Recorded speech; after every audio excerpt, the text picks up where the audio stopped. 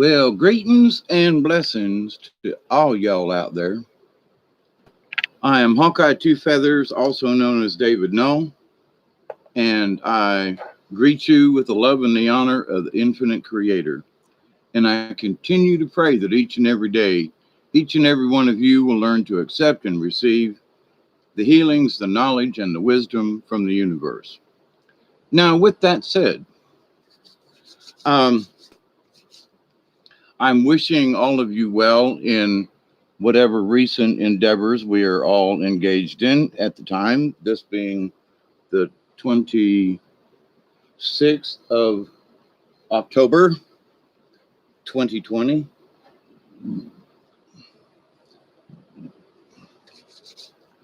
And I was um, meditating on a few things today as I was doing chores around the place.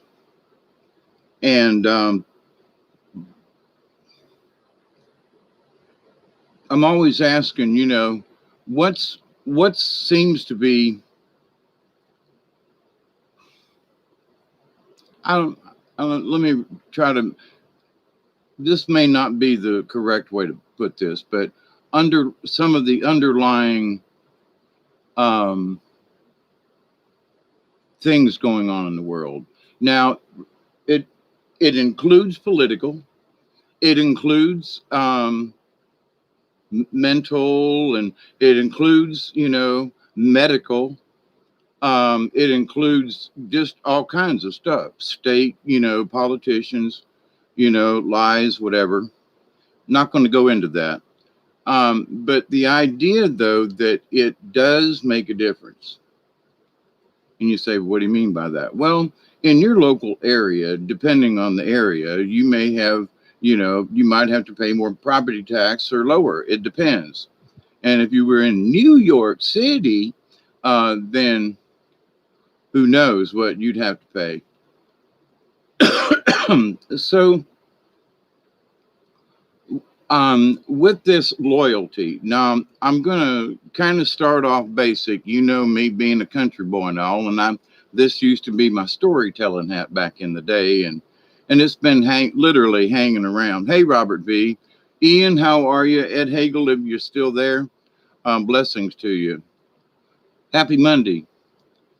So, but anyway, in thinking about what's stuff that's been going on and around and through and stuff, it seems like I'm, for example, I went to the store the other day and me and Duggar, and oh, by the way, since we're right in the front of this, I might repeat it later on, but Duggar's mom and daddy was here yesterday visiting and bringing treats, and we was sharing for a little while, and then on their way back home, a lady pulled out in front of them and totaled their Jeep. Send them both to the hospital. Kenneth has a dislocated and right ankle, but also there's a fracture. Messed it up, tore up the other lady's car. She was okay, and there was a 5-year-old in the vehicle who's okay. So from 30 minutes after leaving here, they had they were in an accident. So it's like a friend Marcia, bless her, and she's doing okay, and she's scheduled to go to Valdosta tomorrow for testing with a neurologist uh, surgeon, and he did her neck. I had 3 surgeries on my neck, and she only had to have one. They got it right the first time. But anyway, so she's going in for testing. But on the way home yesterday, they got in an accident. So y'all be careful out there. And it wasn't their fault. The lady, she said it was my fault. I didn't see him. I pulled out. But that's at about 45. That's still pretty good. Accelerating to 55 because it's coming out of a zone, speed zone there. Anyway, but to go on with that though, so y'all be careful out there.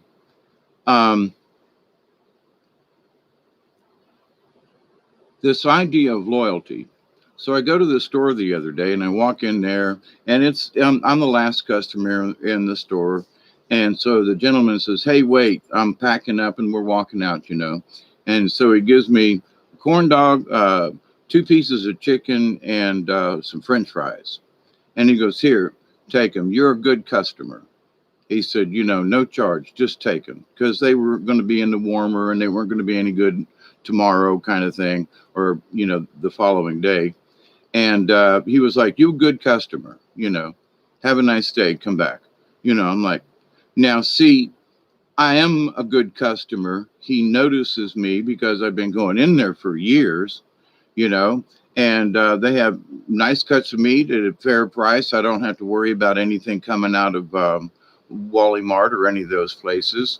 This is a smaller owned store, and they've had, good meat for years, good piece of steak, man. Anyway, and sausage too. Now it's gotten smaller, but this is mostly because of the 19 stuff. But in that though, there's a store in Moultrie, um, um, Bale Mercantile, and I'm coming on 50 years of living here in South Georgia. You know, um, 48 years since I've been up here to Georgia. And I've been doing business with them, and they gave me credit when nobody else was. I was a young buck, about 21, 22 years old, and they gave me credit. And I've had credit with them, and I've been doing business with them all these 40 some plus 45 years easy. And so every time I go in, it's like, "Hi, Dave, how are you?" Now that's being loyal. They have been loyal in getting things that I need, help me out.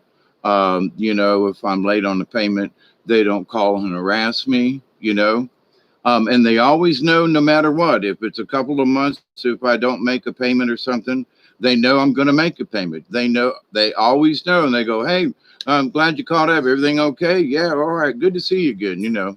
Welcome to the store. What can we get you?" So, and it's a true value type store. But in this idea, let's just start there with loyalty. So you say, okay, so what is loyalty in the spirit got to do with like physical things? Well, it has a lot to do with it, because if you are tuned in to your spirit guide, your higher self, your guardian angel, and you can have more than one, but here's one of the things that I've found out in my journey is that pick one to be the voice, you know, pick one. And I know that there are times when it sounds like there's 4 or 5 folk up there sitting around a table or something having a conversation, and it's like I can hear them through my spirit guide's ears or however. And it's a really straight, it's like listening in, being on speakerphone and being able to hear people in the room. That's sort of what it's like versus a headphone thing. So, but in that, having yourself connected to your spirit guide and knowing it and having 100% faith in it. Now, here's the thing though. Um, I've had some folks discuss, and had different folks that I listen to. I don't ask for names, but I know by the presence and I know by the essence, it's the same entity. Okay. Now it just might be me up there, however you want to put it. Okay. But in that though, of the questions I've asked, or how, there's information and how should I present this? So in that, I have to have a large amount of trust. So in with having that trust, I have built up a loyalty to my spirit guide. Okay. Loyal to the fact that, I'll put my fist up, and say, "Hey, now, you know, you're supposed to give me correct information." If I'm the communicator, you know, I don't want to make this step up. No, no, no, no, no.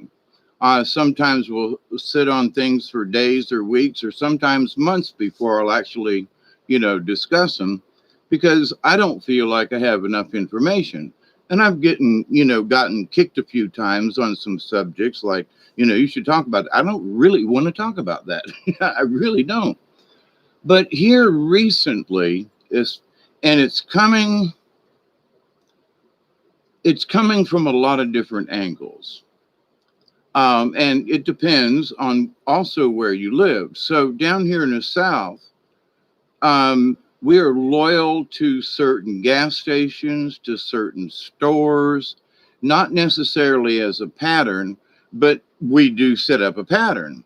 And so the cashiers remember us. And, I've lived down here all these years and I've been going to the store in Coolidge forever. So it's like, yes, I've been a loyal customer here. I quit going to Walmart because I could find most of what I actually needed here. So you get all my business. And I told the guy that. And one day I needed a stamp, and he went into the office and just gave me a stamp.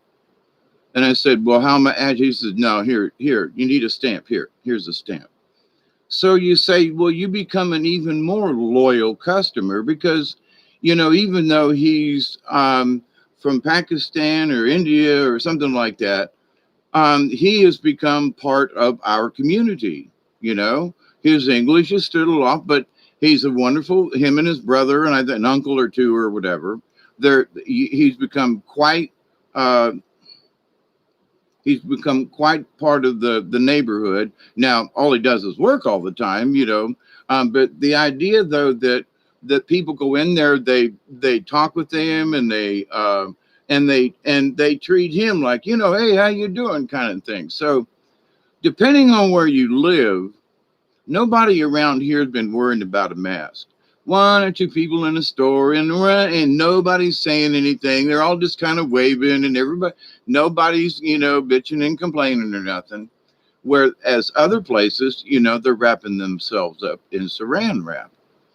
So, but my point to that is that it depends on where you're at. So where is the spiritualness, right? Where is your loyalty? It may be that folks you thought you could be that, you could be a loyal customer, or they would be loyal and give you the right answers all the time, or not, if it's a tire store, they don't sell you bum tires. I mean, whatever. So loyalty comes in a lot of different ways, and you could measure it. Now, here's one of the things that I know myself, and we have had this discussion here before, about, certain people that we have learned to trust, or we felt that we could trust. And not just individuals, but, small organizations. I mean, folk, FOLK, folk. Not, anyway, it kind of sounded like that, I was cursing there, but no, I mean, just regular folk out there, and all around the world. So the idea, though, that everybody's had to sort of reestablish where their true loyalties lie. And as a shaman in training, one of the things I'm always drawn to, it's like, well, how would, since I don't have dial a shaman on my telephone. I rely on stories of grandmother, okay, and the Native American traditions. And so what I do is I stop and think, okay, now here's this native tribe out on the plains, out on the prairie out there in Wyoming, or North or South Dakota, or Montana, and having not lived there but having been through there, it's just absolutely gorgeous. And the pictures in my head, are are still worth it. Would love to go back, but we'll see. Anyway, but in that, though, so I say, well, okay, so what is the shaman or the medicine man's position within the tribe, and it's to help keep a balance one way or the other. And so, because otherwise it's bad medicine. So to the shaman, the each individual shaman from certain plains tribes to Hopi to, Cherokee to whatever, these tribes all have a different means of ceremony for these shamans. But the bottom line to these things was to keep balance. Okay. So, and there were basic rules within the tribe communities, and everybody just knew them. Okay. So, and if anybody tried to get away with something, they didn't need to go to the shaman to like make a correction. But if two or three or four people, or maybe two or three teepees full of folk, versus these folk over here, and someone to go, go to the north, and the other guys wanted to go more west, so the shaman would be an arbitrator at a lot of these things, as would the elders of the tribe. So, what is the shaman's position? It's to keep the medicine, right? It's to try to keep everyone well, both in body and in spirit, right? Which includes, get this, the mind. So if some folk, it's been snowing a lot and people are getting TP fever, and so the medicine man wants to say, okay, that it might be snowing, but we're gonna have a fire. We're gonna do a drum.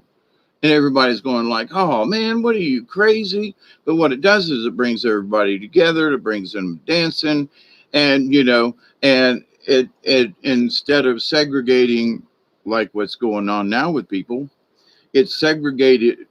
People got segregated during the wintertime and didn't get out as much, etc. So now it's like wintertime all the time. Wonder if this is one of those prophecies. Just throw that in there about um dark the darkness kind of thing. Let's just say that darkness has nothing to do with light in the sky. Okay, but anyway, so we have to look at all of these things, but in loyalty of the spirit, we have to be able to trust not a book now, but we have to trust ourselves spiritually. And with this, always with my prayer, the wisdom. So where have you come from up to this point? And you say, well, you like me, I was a drunk and an alcoholic and a big time, drug user, and did a lot of acid and mushrooms. Oh my God, that's all true. Been to jail, been all that stuff. Yes, that's all true. But at some point, here's the thing about being loyal. Even when I was in jail, I they didn't have too many other types of religious books, although whoever put books on the prison library, they would just go down with paperbacks and stuff, and whatever. But man, they had some really good books. And I learned about ley lines way back in the day before a lot of people, what's a ley line? Is that where you go, instead of going up the holler there, So, but in the loyalty of this, do you trust yourself? And I know there are a lot of people who are questioning themselves right now spiritually. Well, I don't know. This seems pretty good over here, or I'm not sure if this is right. Well, there's a lot of that going on. So, for myself, though, I can still feel that back when I was 17 years old and having conversations live and in person with Sister Helene, that I haven't changed that core value as a 17-year-old when I really struck out on my spiritual journey. So I had been raised a Catholic, so for various and sundry reasons, um, I lost my loyalty to the church, but I never lost my spiritual loyalty to the Christ consciousness, to the higher being, to the rest of it, right? And it seemed like the church was confining my thoughts because I wanted to include trees. I was a Cub Scout, Boy Scout, and all that kind of stuff. And so I was outside any chance I got. And so the idea of that, God is all around us, you just don't see him. And the God is the God and goddesses combined. It's Mother Earth and it's the energies from the universe. I mean, it's all of it, okay? That's that source energy. Yes, there are separate entities that make up the whole, just like you and me.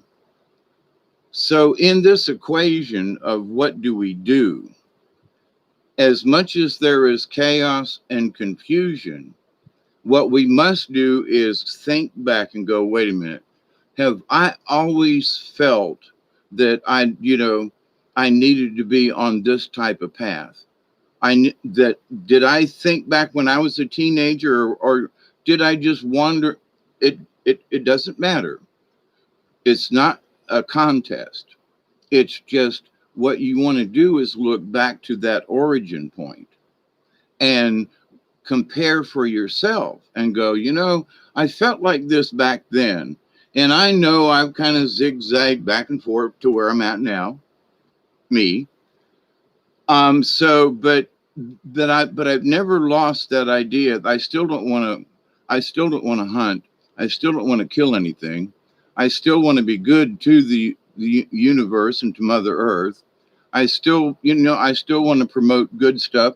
As old as I am, I'll still help a little old lady across the street. You know what I mean? So, but with that in there, I realized that I have been loyal to that within myself. And I have messed up, mucked up, and otherwise done some really stupid things in my, years before. And I try to do my best to stay out of anything, in the now or in the future, So keep my eye out on that kind of stuff. But we can't live in fear either. So, but as we all move forward, which is what we have to do, we don't need to go backwards or stop in the middle of the road right now. It also, in with that remark about the road, there's some folks that just want to speed off in a particular direction. And right now, it's like this is a metaphor or an example, as you will. The South Georgia, it's rained, for about 2 hours, about an inch and a half. So that means these clay roads are going to be slicky. And I mean slicky, okay? Slicky, like you just going like slicky. So you don't go faster, okay? But you don't stop. And there's this fine line, and some people will just spin their wheels and mud goes everywhere and they dig a trench. And if they just slow it down a little bit, they could creep through that slickiness with a forward momentum kind of thing. But anyway, but folks who drive around here, we understand you don't spin your tires unless absolutely necessary. And we know how to drive through that slickiness. Well, life is like that. Sometimes, and for Native American folks, it's the idea of being on the red road. So that's clay. And we're all made of clay, if you will, our makeup. We're part of the universe. And so, with that kind of thing said, then where does our loyalties lie? Well, am I still loyal? And this is for you to consider. This is the question to y'all, okay? Y'all out there. This question is simple. How loyal are you still to the universe? I say the universe, but Okay, just start with nature. Are you still going outside? Are you still taking time? And you don't have to make up a story. Well, you haven't, but here's the point though. Have you been avoiding it? I know I've had a couple of days where I was just avoiding wanting to go outside. No particular reason. I just didn't want to go. And I didn't really feel that well either. I fell off a bucket while I was working on the cement on the floor out there on the porch. And I got a lower back issues for for 25 years. Well, actually more like 35 years. A scaffolding collapsed and I fell backwards onto the X brace, and my back was right there on that X. This up backwards, not forwards on my stomach, but this way. And I ain't had, I've had issues ever since, but I continue to work through it even at my age. But the stenosis is getting worse, and falling off that dead gum bucket hurt. So, but anyway, I've been doing chores today and the last couple of days, and getting back outside and even though I'm only 4 feet away from outside, I've still been in the house, right? Back problems, don't feel like walking, a little tipsy here and there. I lost my balance the other day, and I'm like, I don't need to be walking around and falling. Too many folks are having issues. I need to be careful, at least be forewarned. And I'm not drinking except for coffee, and so I don't want to go teeter totter outside and fall into an ant bed or something and get eaten alive. Anyway, so the idea though that my loyalty to myself, get this, my loyalty to myself suggests that I be more loyal to Mother Nature. In other words, I'm sitting in here going, "Oh, my back," when I could have went outside. Now, the skeeters have been really nasty, and sitting outside has just been more bothersome than not. So, but now that the weather's cooling off again, it's supposed to be in upper 50s in a couple of days, so that'll be pleasant. But sitting outside with the skeeters and fighting them and all that kind of stuff, and it's just like, no. But in being loyal to myself, I need to go out more. Well, the skeeters. No, then put your little, I've got a mosquito net thing on. Go outside, put it on a long sleeve shirt, spray a little down, and go out. Well, it's too hot. Excuse, excuse, excuse, excuse. So, but I've been looking at the outside from here, and I realized that for whatever reason, I was making up my head. Now, the mosquitoes are really a good excuse, let me tell you. But now it's like, no, I got to, whatever they are right now, I have to just knuckle down and buckle down, because a few years ago, looking back through my wisdom, I used to tolerate them and put up with them. And skeeters wouldn't keep me from going outside. But it's like now I'm too fragile and I'm too frail. Oh, the skeeters are going to eat me. Oh, me, oh my, and lions and tigers and bears. Oh my. So I build up my own fear or whatever, but in the trying to stay loyal to myself, then I need to stay loyal to not necessarily the promises I've made. It's the commitment that I make with my house and how it fits in with the land and how the landscaping and how this, and it's time to get my winter garden in.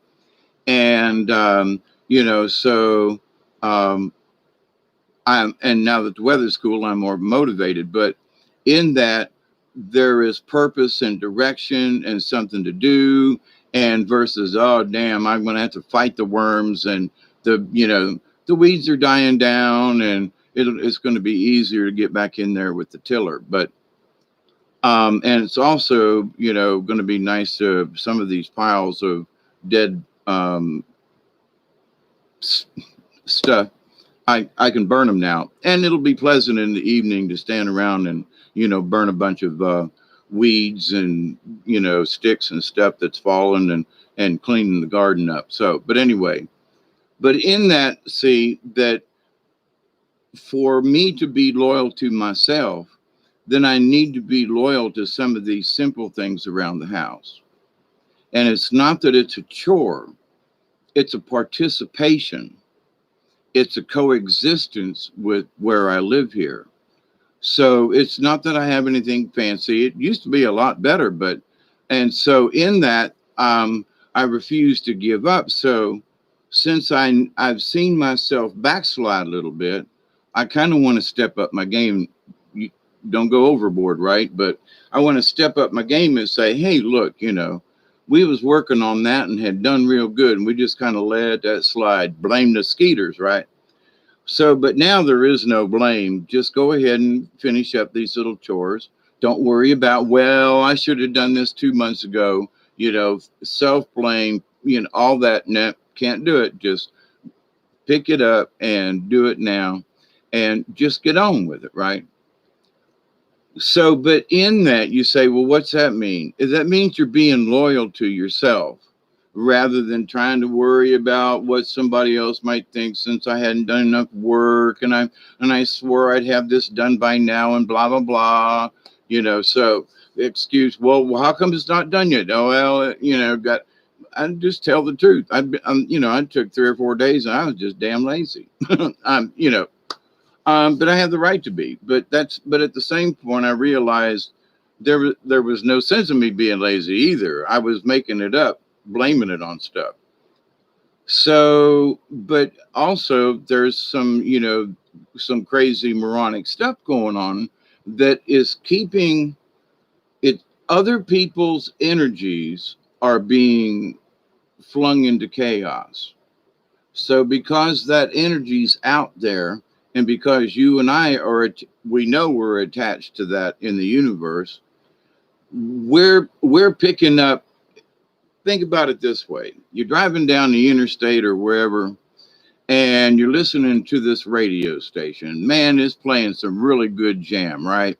They're playing some old blues, some anyway, some BB King, and so they're playing some blues, and you're just grooving along, and all of a sudden you get this staticky, right? And another radio station comes in, right? And you go, well, damn, man, you try to, and in the old days, you fiddled with the dial a little bit, and then the other one would come back in for a little while, So I relate what's going on sometimes like that.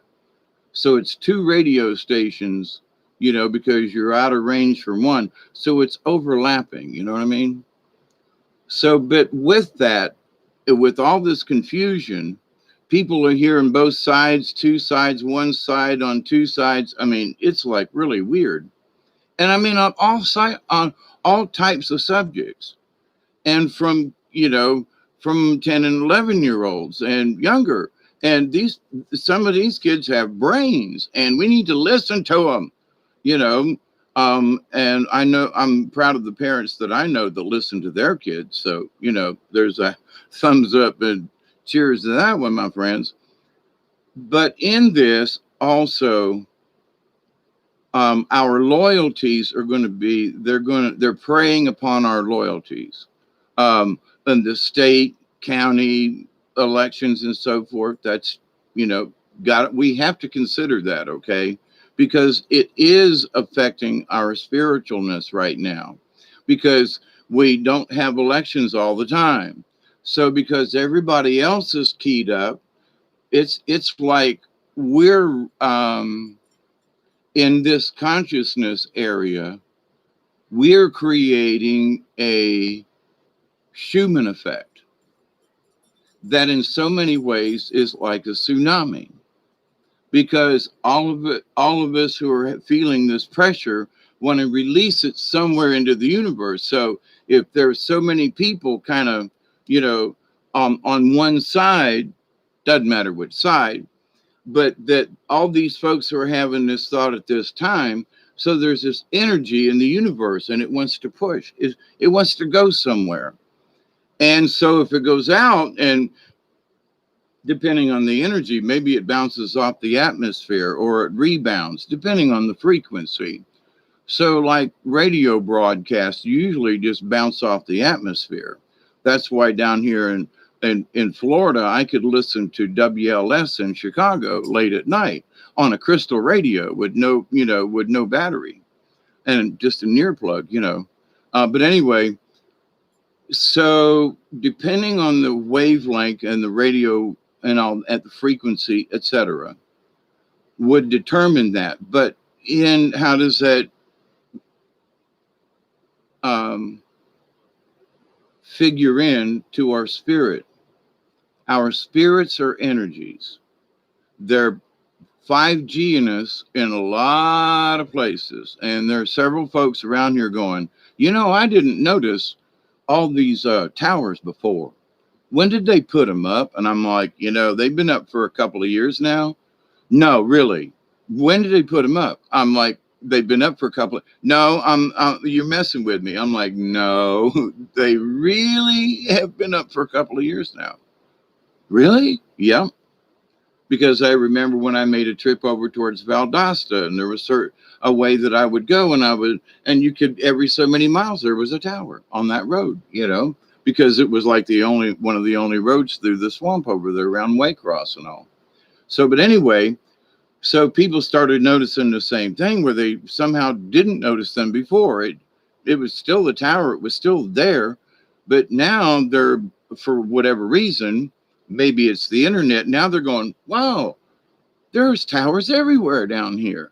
Yeah, okay. So what has that got to do with loyalty? It has to do with awareness. So now people who looked at you and me when we said, hey, look, it's out there. It's just something to consider. Some of those folks I know from my own point of view said, we're not going to be loyal to you in any way, shape, or form. We're leaving you by the roadside. You're talking nonsense, boy, and just forget it. Okay, I'll say that you're my brother, but I won't say it out loud. Okay.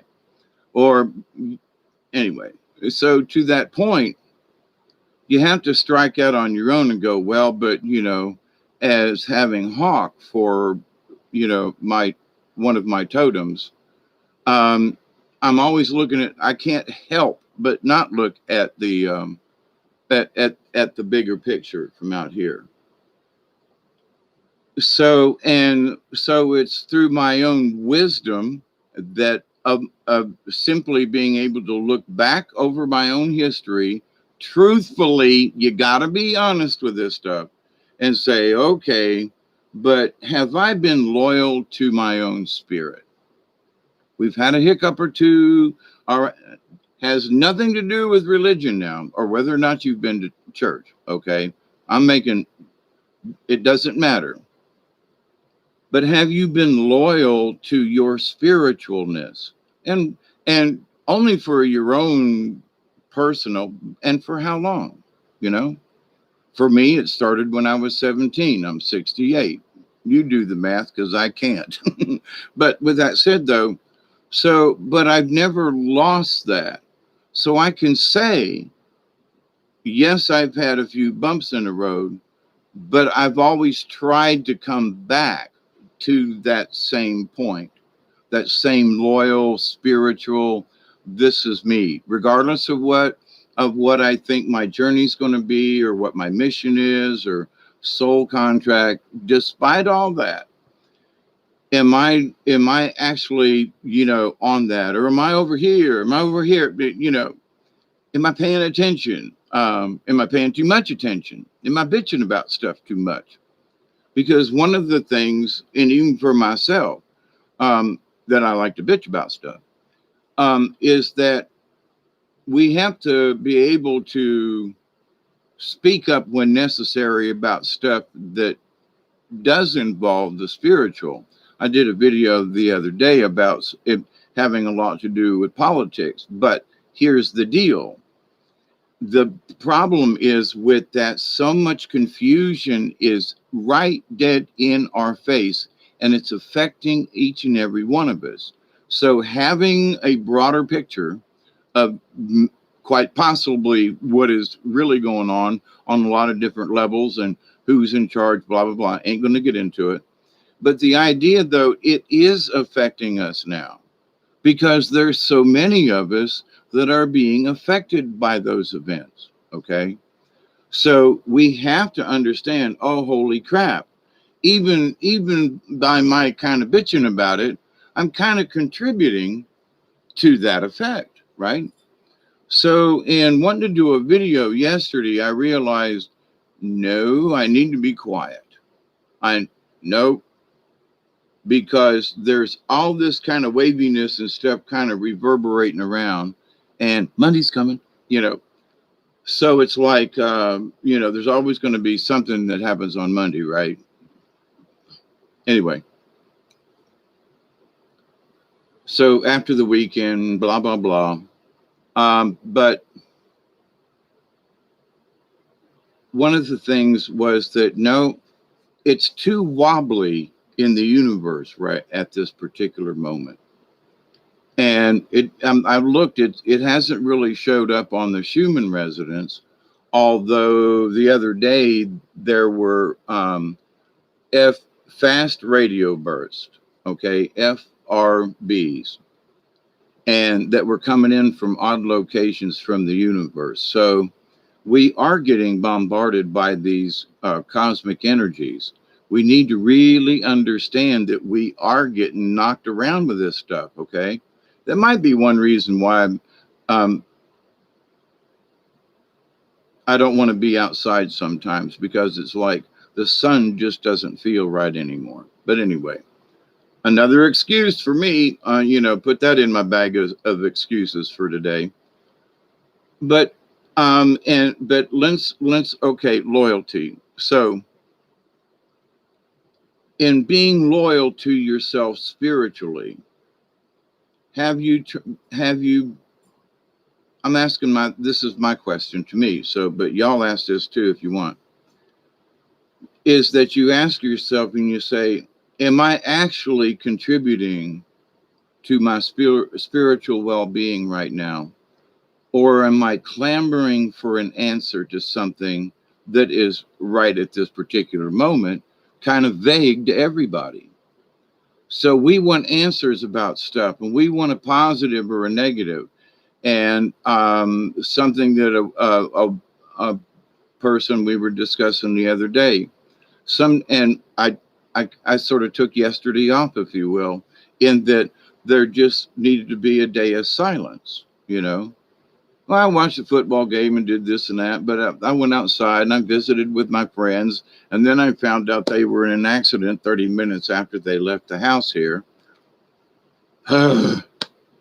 Anyway, they're both okay up to a point. I have big bangs and bruises, but um, Kenneth fractured his right ankle and knocked it out. They had to put it back into place twice. And so they're probably going to have to put him in a cast or something to hold him still or something for a little bit, a walking cast or something, because otherwise, if he twists his ankle, and especially at his age and weight, no. Kenneth, if you watch this, I love you, my brother, but on ankles now at our age, extra poundage is just going to make it harder to walk. So you be careful. And for anybody else out there that twists their ankle, I mean, I had my ankle knocked and it's doing pretty good. I still got a little bit of there's still a decent bruise on the top of my shin, but we just have to be careful. Dang it. I mean, driving home, having a good day. And just next thing you know, there's that. So we stay loyal to our friends that have been loyal with us, even through times of, and I wouldn't say minor disgust. Well, this person over here, she just pissed me off. Well, okay. Well, and she was pissed off at you too, Well, I just don't understand. Well, y'all quit sending texts to your friends about something that you said, she said. Next thing you know, between 4 or 5 or 6 girls, this conversation is just went out the window. You all don't even know what you're talking about, and y'all are mad. So you stay loyal to yourself. Have you been loyal to yourself? Now, I raise this question now because we're coming up on a full moon coming up this weekend. It's a blue moon. There's also a lot of folks that are going to be, 30 on the 31st and Halloween, everybody. But with that said, though, we need to try to see if we can figure out where our energies are and just make sure we're there. It doesn't mean that we need to go searching really quick or, well, I've made it. You could make up your mind and go, well, I've been him hawing back and forth on this. Then, stay to the light and make up your mind and go, yeah, okay, follow your gut, because there's going to be a lot of gut wrenching stuff here, and through till Monday of next week. And time's going to change. Now, I don't change my clocks ahead, so I don't have to change them back. So y'all will be back to my time again. So I'm already used to it being 6 o'clock and dark. But anyway, it's going to be interesting how people react. It always is to me. But spiritually, so how can we become more loyal? It's not that we should become more selective and go, well, I've wasted a lot of time listening to this over here. And I'm curious about it, but you got to, and I'm talking about right now, not in the future, but right now. We need to just go, I could see that I might be wasting time with that. The message coming spiritually is that everybody needs to fortify their fort. So keep your energy more close to home. So if you've been out trying to explore different things that from now until, February or March next year, keep it to a minimum. Don't give up on it. Just hold back on it, because there are a lot of things that are in the works. And as part of the description and the title of this video is, how are we going to adapt? So the first thing we do is we establish whether or not we're being loyal to ourselves. And now, here's the thing. If we have changed our mind somewhere down the line, and let's just take, for example, the story of Siddhartha. Siddhartha and his friends set off on a journey, and they were both together, and they both shaved their heads, and they donned sackcloth and all that stuff. And one day they were preaching and this, that, and the other thing. And Siddhartha's, there were several different groups within a big square, and they were listening to another master. So Siddhartha told his friend, I really like what this guy's saying. And Siddhartha was like, well, I'm going to sit over here now with this group. And the other guy's like, well, we're leaving town. Well, I'm Siddhartha, I'm going to stay with these guys. So it's like, now they were both on a spiritual journey, okay? Both were seeking basically the same thing, nirvana, God, spirit, whatever. And so, but somehow Siddhartha heard this other master speaking and said, this guy is making a lot of sense, okay? And his friend said, well, but I'm going to stay loyal to this group. And he continued on, where one could say, well, then Siddhartha broke his loyalty to that group. But at the same time, we all have free will. So if we're trying to gain a better insight to the world, to the universe, if the path we're on isn't quite getting it, and you see something that's going along the same way, but it helps you to understand it a little bit. Now, here's the thing. There are folks out there who are peddling the idea that, whoa, well, there are certain things that are like, well, it's okay to do this now. No, it isn't. It wasn't okay back then, and it's not okay now. Stick close to home with what you know, and keep your spirit energy close in, because the best protection, is to board up your windows and doors in case somebody tries to get in, because, It's better than standing out in the front yard, okay? Because then they can hit you. I mean, ask Butch Cassidy and the Sons of Dance Kid, Um, but anyway, so the idea though that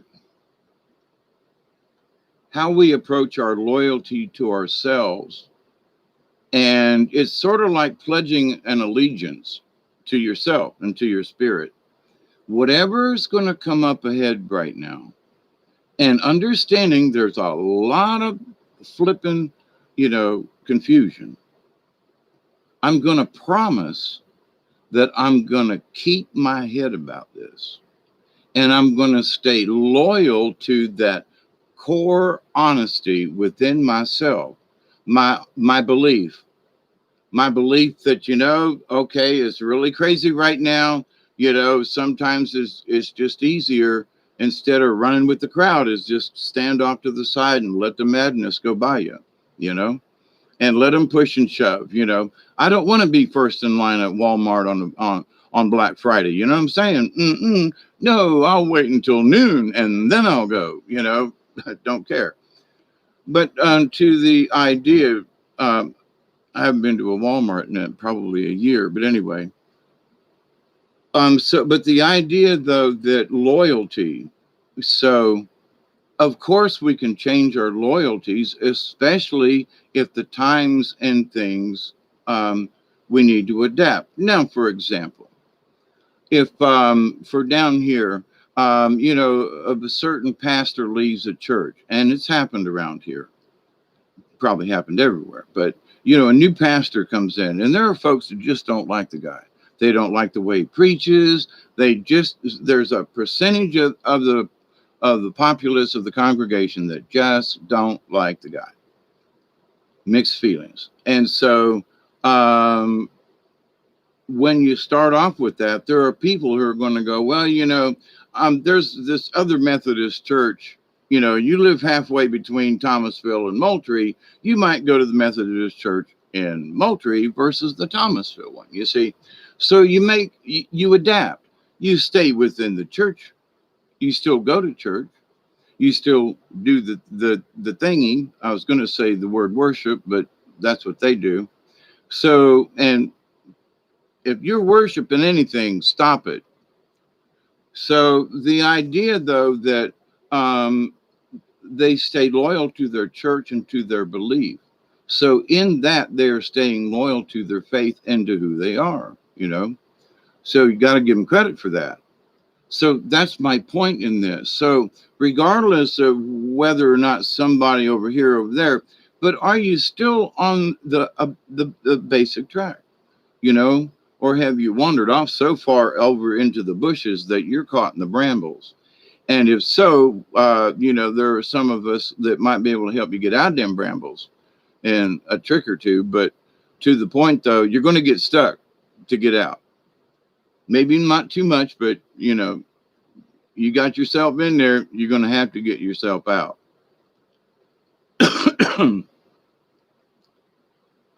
But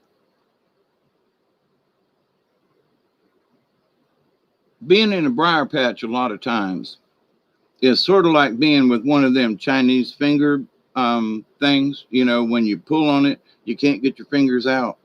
Well, you can go bulldozing into a briar patch, and before you know it, you can't, it's sort of like a Chinese finger thing. Anyway, but in life, you can get into those situations too. It's real easy. So you think that the answer is to tug and pull, when actually you need to relax a little bit and kind of back up out of them stickers. Instead of, well, I'm going to get out. No, you're going to get ripped to shreds like a drunken cat on catnip.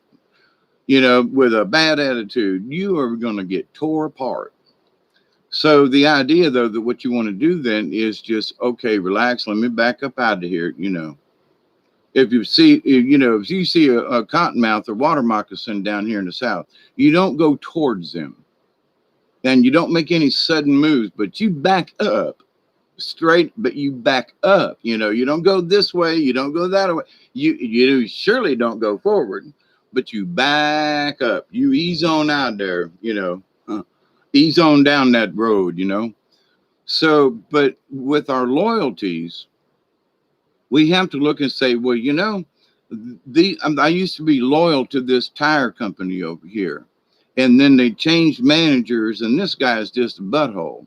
And I don't know where they get their tires from, but the last set I bought just, they just didn't last. Or, I had my front end done, but a month later I had to go back in, and so you find these things out in your normal life, but in your spiritual life, you should find these things out too.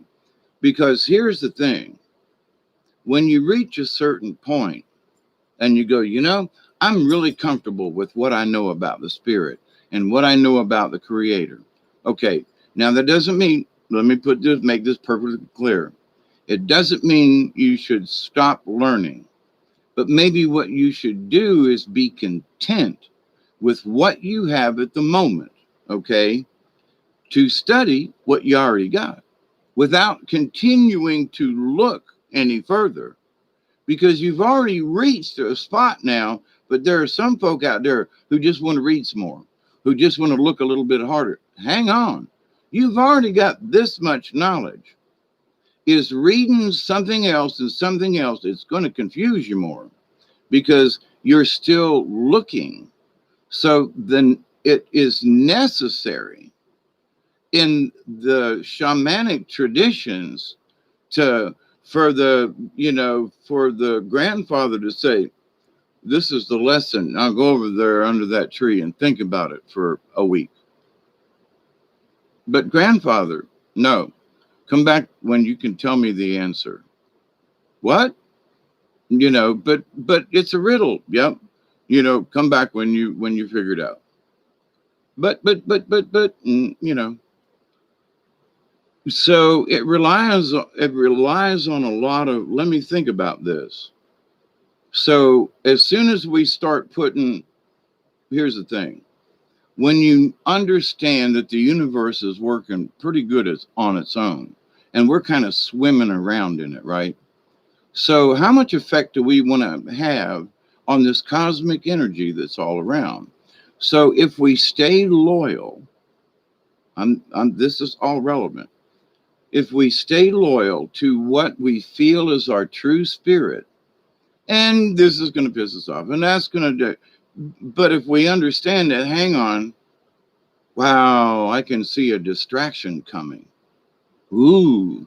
So when you start recognizing these things before they happen, then you've already begun to pick up what you've already learned, because that's one of the things that you're going to pick up on.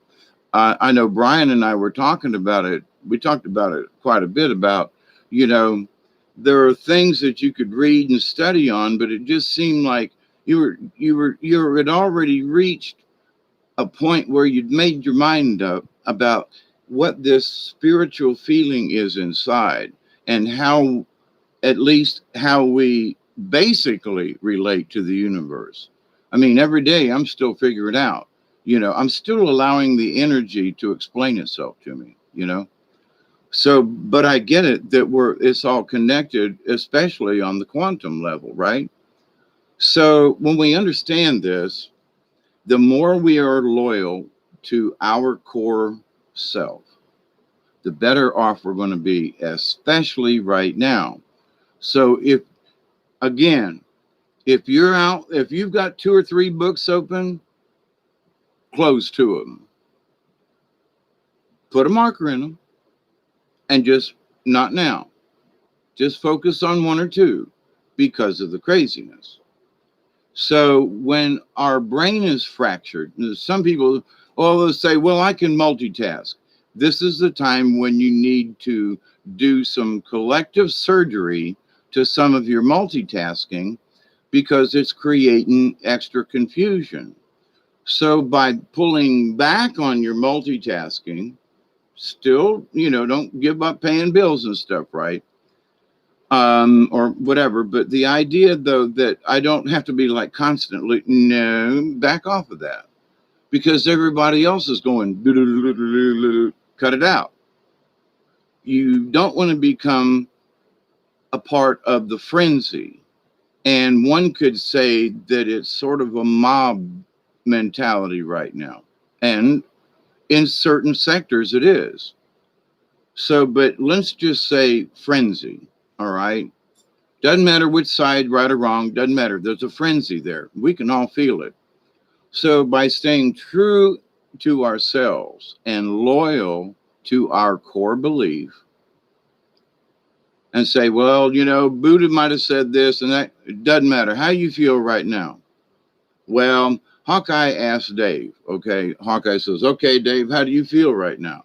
And Dave says to Hawkeye, well, my spirit feels pretty, you know, safe, I guess, in that I understand these core values of nature and things, and I'm still understanding. I was watching butterflies, dance on the wind earlier today, and it just mesmerized me. And I don't know how long I watched, and I somehow became part of the flight of the butterflies. And this dancing they were doing on the wind, and how magnificent it was, and how wondrous it was, and how all of these things go on all the time somewhere on the planet, and that, it are those butterflies that are dancing. It seems to be some kind of a, um, is it just freestyle, or is it a pattern, or, but, and what do those butterflies' wings do to the energy in the universe? We're all connected, so I was like just wowing out. So you can say, well, I didn't have to read a book or see any. All I had to do was look out the window and see the butterflies and be able to contemplate the knowledge that I've already picked up and learn to observe more, just critically, and just open my eyes and, well, I see butterflies. Yeah, but wait a minute, hang on. They're butterflies. Right. Are they just butterflies, or can we kind of zoom in with our thought and say butterflies dancing on the wind? And all of a sudden then that thought took those two butterflies and it turned them into a ballet versus just two butterflies flying in the field. So then the ballet became more of the, I could almost hear a symphony playing in the background, because I'm like that. But it's nature. So I got this really strong, yippee kind of feeling just watching that. And so that makes me feel like I'm participating simply by observing and making that type of, I guess, instead of, well, butterflies are flying. No, they were dancing on the wind. Ooh, somehow I put a little bit of poetry behind it. I put some descriptive measure. They're flying. Eh, no, they're dancing on the wind as their wings, so now your imagination catches up. So when I can say two butterflies flying or the description of dancing, all of a sudden your mind is taken into another reality. Okay, what's that got to do with loyalty? We can look back on ourselves and go, I still saw the butterflies when I was younger, but now I see the butterflies flying and I see them as dancing on the wind. So this is, and I'm staying true to myself. I'm being loyal to that observation. But my observation, instead of just being two butterflies, because I'm older, wiser, and, crazier, I see them dancing on the wind. So our perception changes. I've adapted my core value, which is still basically the same, but it's broader. Do you see what I mean? So we have to take these things and go, well, wait a minute, maybe I haven't been, like looking at what's really around me. Maybe I am searching too hard. And for the moment, put on the brakes till spring. Just take it easy, instead of 6 projects, cut it in half. You'll really do yourself a favor. You can go back to the projects, you can go back to the book when you're done with 1 and 2, and then go get the bookmark and pick up where you left off. It doesn't mean stop. It just means that it'll give you more time in between to breathe. Instead, there are some folks that have to have constant information going in, and that's causing tension in the universe because they're trying to crowd too much in. So folks who want with the transhumanism thing, they want to be able to think as quick as a computer. They want to blink their eyes and see this thing. Not me. I ain't going there. Sorry.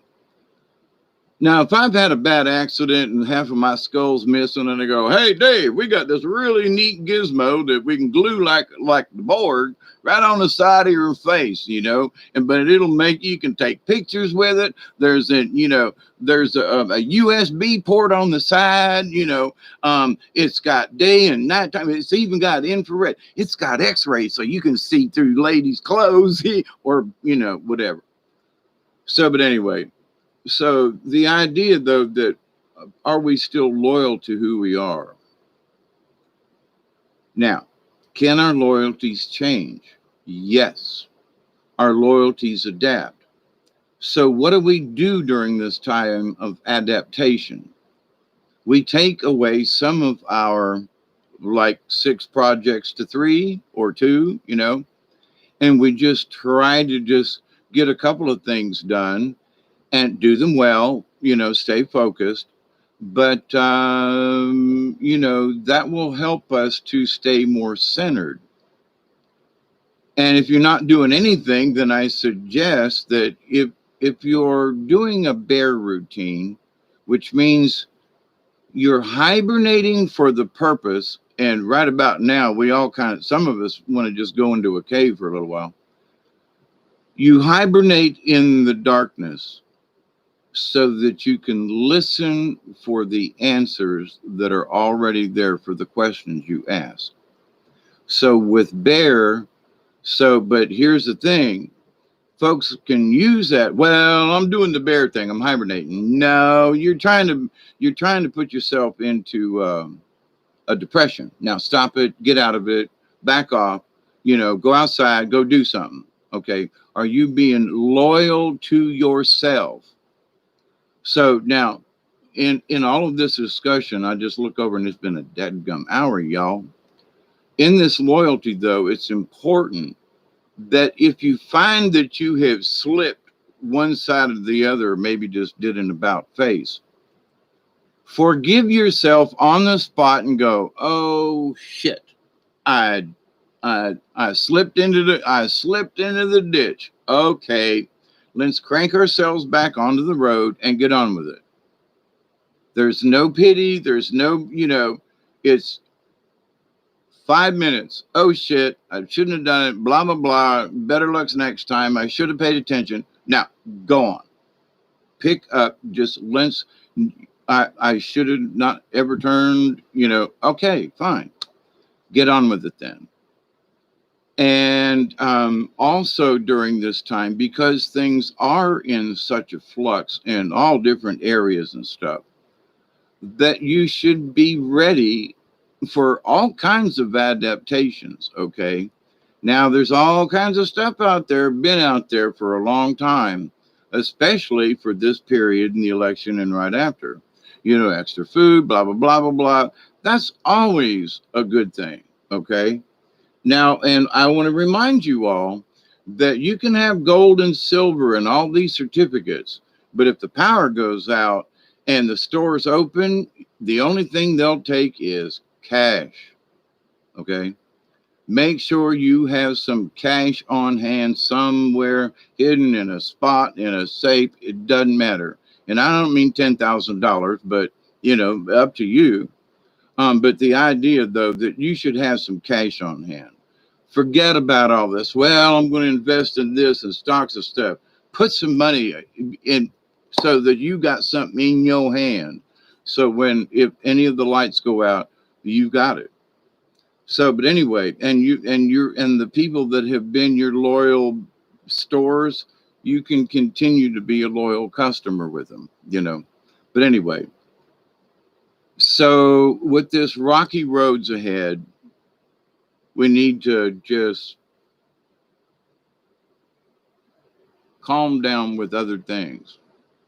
Allow our spirit to just go, I feel some kind of discord with something. And every time I go over here, I get it. So, okay. So, regardless of my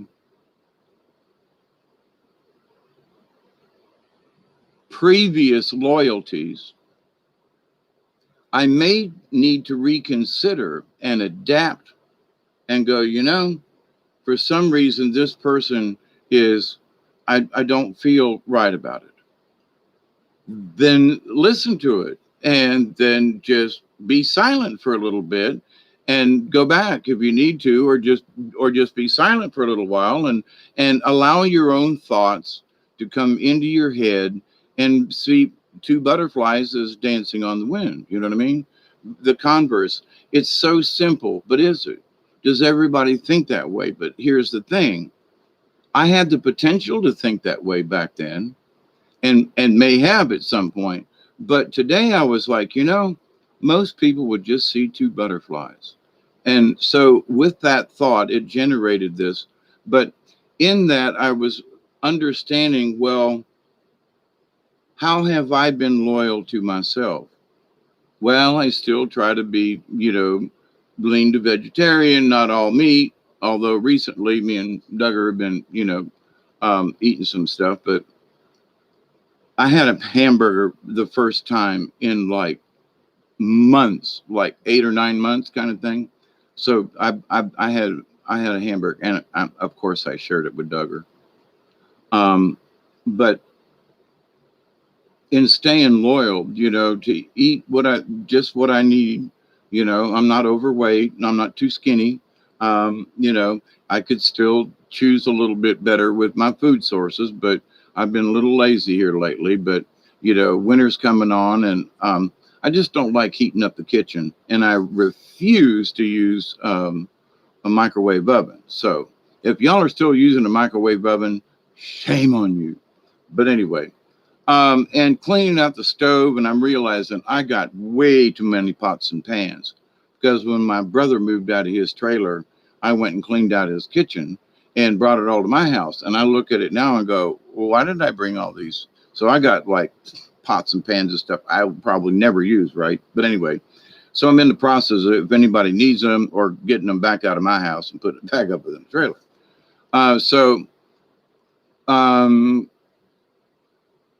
Being loyal to myself, I didn't need to go overboard with all this stuff because I've always tried to not necessarily be a minimalist, but not having too much of something, but over the years I have collected things, and folks have said, here, Dave can find a reason for this, and okay. And now I'm by myself and so forth. It's too much. So are my basic ideas still the same? Yeah, I'm going to keep my cast iron. I still got my gas stove, and I still cook about the same. And I've laid off I haven't used the microwave in years.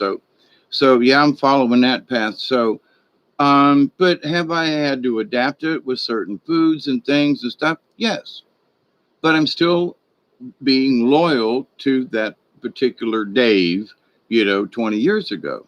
Okay. And in some ways better in my food choices and eating habits. But anyway, when you realize that you don't have to eat a lot, well, 2 eggs and bacon and sausage and all that for breakfast. No.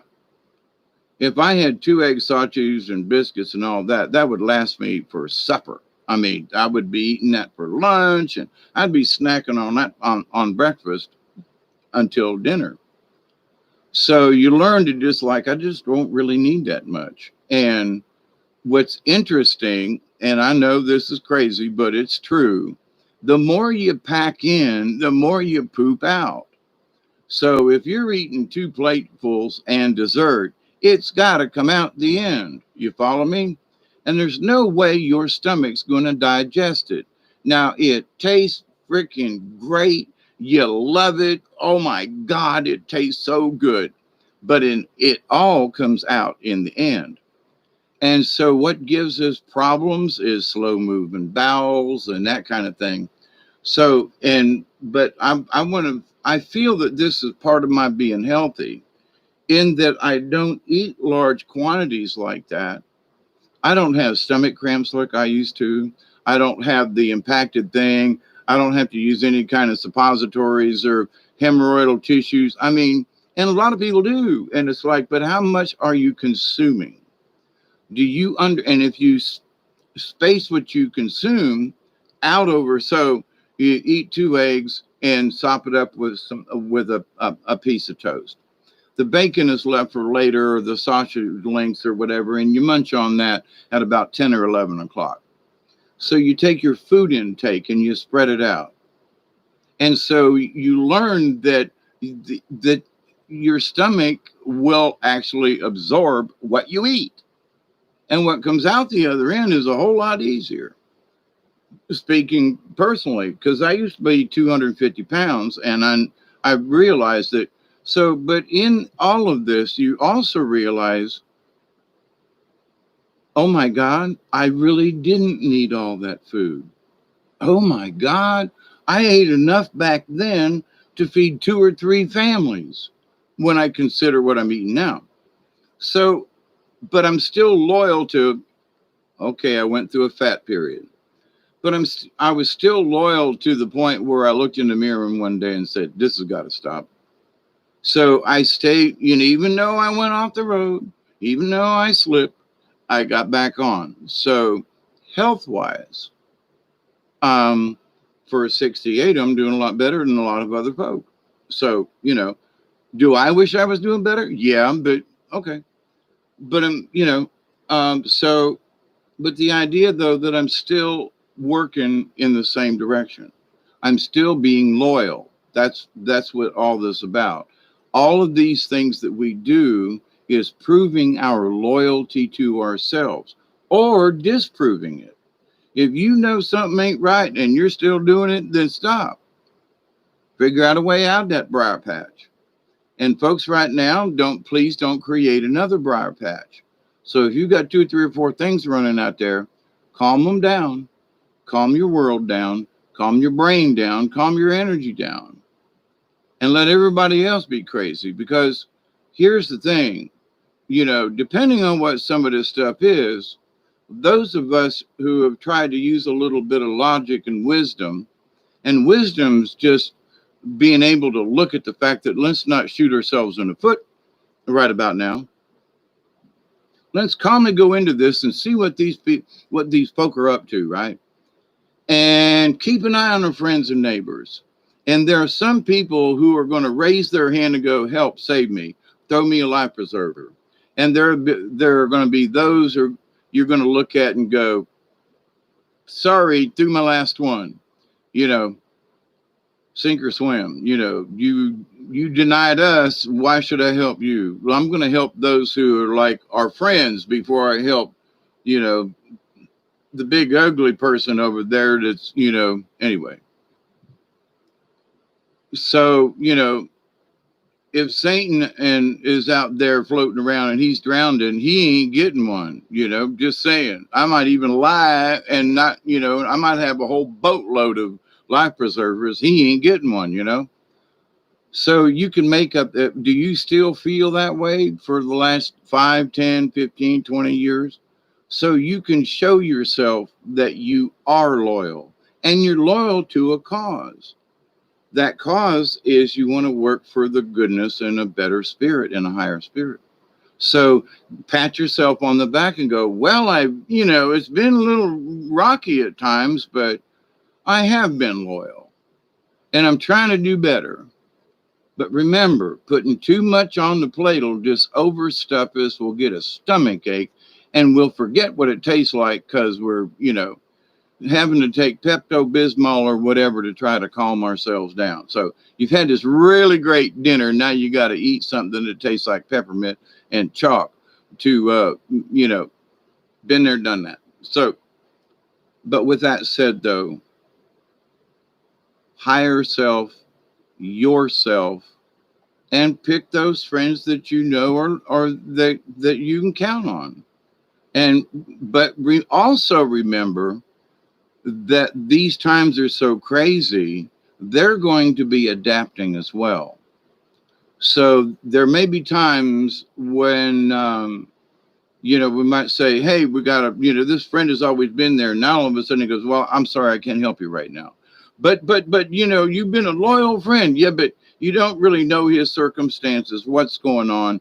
He's got a family full of folks that are going nuts, and it may not be a really good time for them because we're all trying to get along in this time. Now, not everybody's going to be that way, and not every incident is going to be that way. But I'm saying with the chaos, especially these next couple weeks, don't push it for your own good and for the collective. Because if we can show a little bit of restraint with our own emotions, it's going to have a ripple effect in the universe.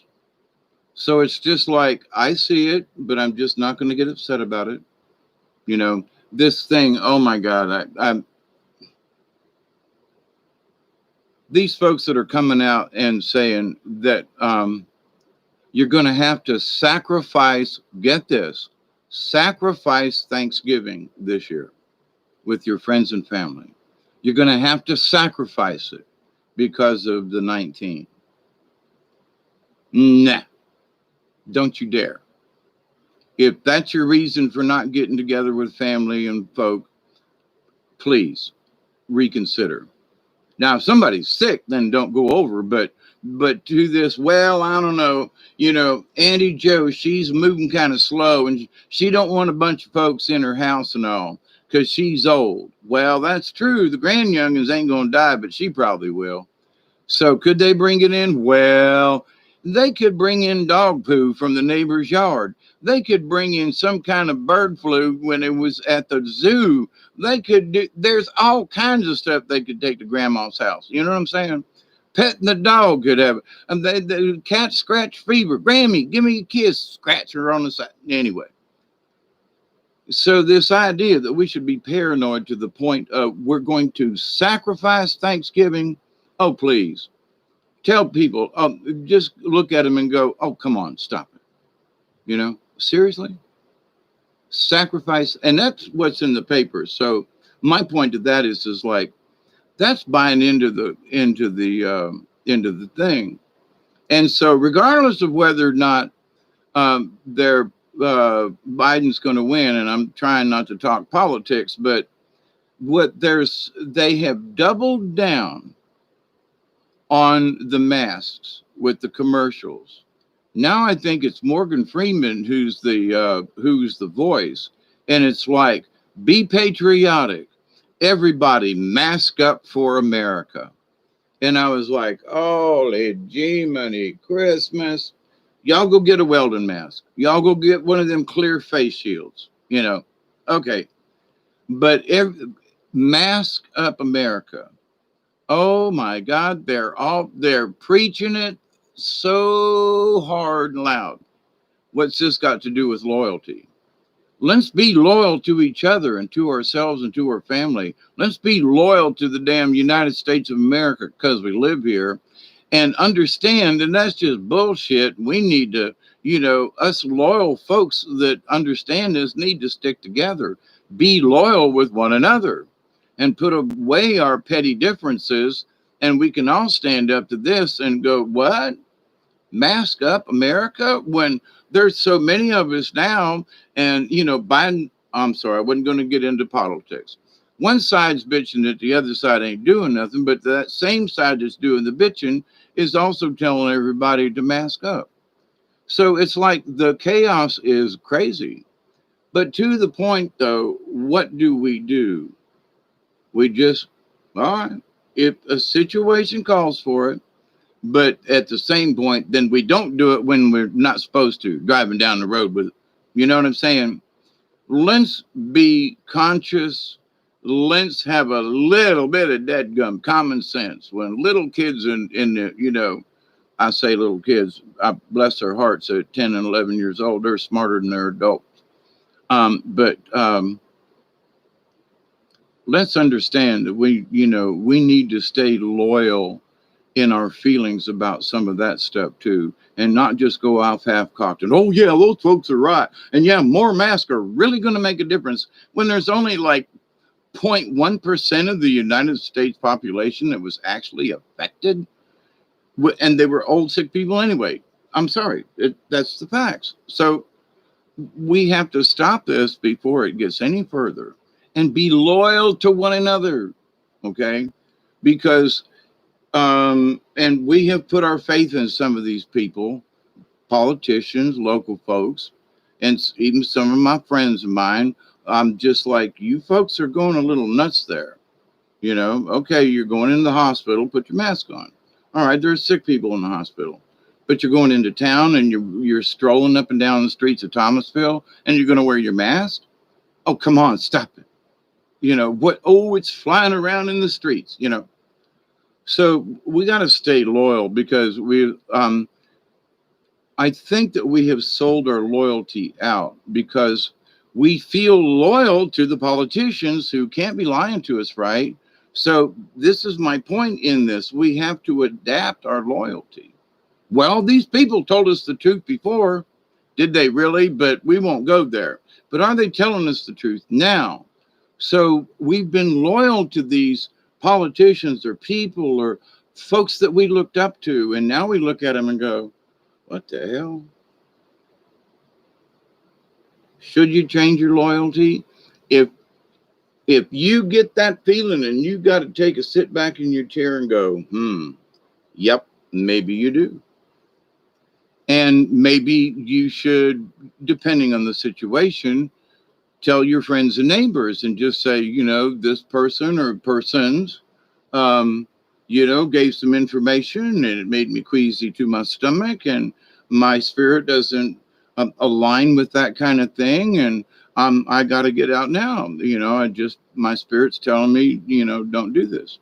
So, but just thought I'd tell you. So, because we can't force our opinion on somebody else, you can lead that horse to water, but damn if you can make him drink, or a dog for that matter, and try to get a cat to drink. Sure.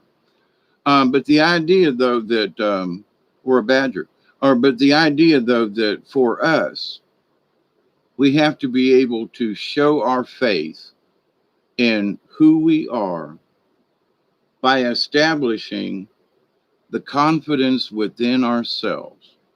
I'm confident that I have been loyal. Well, what about mistakes? I know I've agreed to those, but I'm saying, and I've seen my mistakes, and I'm really trying hard not to make goof up again. So with that, I'm trying to be even more loyal to myself. I've doubled down on my loyalty to myself, which means to everyone else too. Because the more I can be the positive spiritual being, then the more it will be conveyed to other folks and topics that need to be discussed. So with that said, it's like then, but so we're all affected in this, yes. And we should understand this. Well, if I'm having a crappy day, I really don't want to share that with the universe. So this idea of the 5-minute rule is really a good one. Get mad or get pissed, get sad and cry. But okay, depending, 10 minutes, and then get off of it. It doesn't mean you got to forget it. Just get off that emotional thing. So with all the chaos, take a few minutes, be pissed off, kick the dirt if you have to, but then calm yourself down, get in the car and drive home or whatever you're doing. But like my friends yesterday, I can't believe 30 minutes after leaving the house, they had a big crash. Totaled their Jeep. Mm, mm, mm. Good thing they're hurt and they're, uh, Canada's got a cracked sternum from the seatbelt probably, but also possibly, even though you don't understand, he might have hit the steering wheel and not even know it. But because sometimes reactions in old seat belts, you might, anyway. But to the point though, thank goodness, I've had, cracked ribs all on one side. and it's hell. Cracked sternum, not had that, but if it's any indication, now the broken ribs, they expand and contract when you breathe. So breathing really hurts when your ribs are broken. I had one of my ribs was poking my lung, and the doctor had told my granny that if she hadn't taken me to the doctor, one false move and I'd have had a punctured lung. So, but anyway, in being loyal, so I'm still loyal to my granny. And after all these years, I've got a picture of Bessie, my adopted mother. And as much as everybody wants to call her mom, I can't do it because she took us on as a caretaker. She didn't really put the mom thing in it. And lying, cheating, and stuff that she did over the years, she threw out my stuff, and all my high school stuff, and just like, you did what? Didn't give me a chance to come get it or put it in the storage, threw it out. And clothes and all. I mean, I was like, what? On the street with nothing. And anyway, so you just don't do that. I'm sorry. You have an argument with your kids, you let it cool down for a couple of days. No, a couple of days went by. She changed all the locks. She threw all my stuff out. I mean, she cleaned house. She was like, he's out of here. Bye. We had an argument. No, tough shit. But that's when Sister Helene stepped in, and I stayed at the Tampa Catholic Gym because I was since I had broken my leg, I couldn't run track anymore, or play football or basketball or anything like that. So I became the manager of many of the teams. Football season, football manager, track team. I was the track manager and also the announcer at the track meets. But anyway, for the home games. But so with that, you learn where your loyalties lie. Like, I'm still loyal to those things that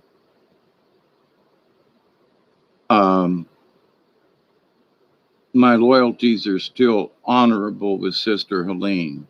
There are people that have told me things over the years, and I look back and I go, damn, they lied to me, like Bessie did. My adopted mother. And so they lied and put up so much stuff, and for what? We found out basically all of it anyway after she passed, but she thought she was being loyal to a promise she had made. So in that, I respect her for that.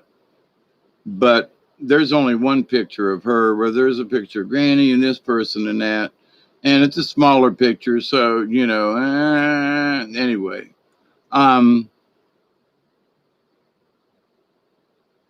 it took me a while just to put her picture up. Okay. Cause I was mad for a while and I realized I had to grow up and get out of that. But I also realized I'd thrown a lot of her pictures out because I was pissed at her. But anyway, but the idea though that, our loyalties change.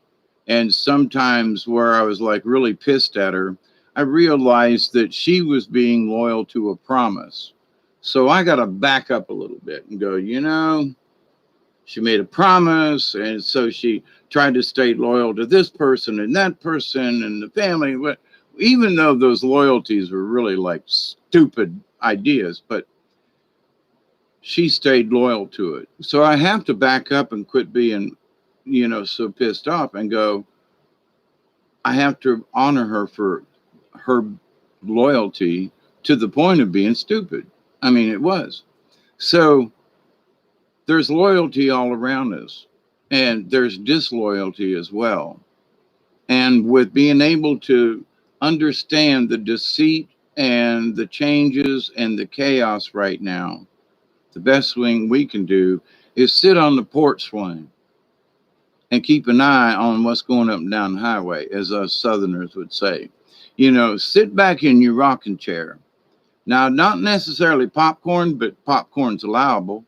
And tea for sure. And if you get used to unsweet tea, especially if it's cooked right, don't overboil the tea, ladies. I mean, people who bring water to a boil and boil their tea bags, stop it. Bring it until it just starts to bubble and let it steep. But anyway, I digress from talking about the spirit to talking about how to make good tea. But anyway, my friends, for each of us, we have accepted a certain amount of loyalty between us and an understanding. So, y'all come in here and we hang out, and in a way, that's a loyalty between us. We haven't taken any oath. That's not what I mean. But because we're sharing a common thing and we're being loyal to that, you know. So we're trying to be loyal to the spiritualness. We're trying to be loyal to the understanding for each of us to understand our own feeling in this, and then how my loyalty to myself responds and is attached to the rest of the universe. Because the more I'm loyal and true to myself, then the better my frequency is to the universe. And if, in a way, the more it's heard versus this squeaky thing down here that don't know what, I couldn't make up my mind, and well, get off the fence. I'm half on and half off of this barbed wire, but it's sticking in a certain part of my groin that if I move too quick, I'm going to lose something. And so I got to move carefully off this fence. But yes, I'm moving.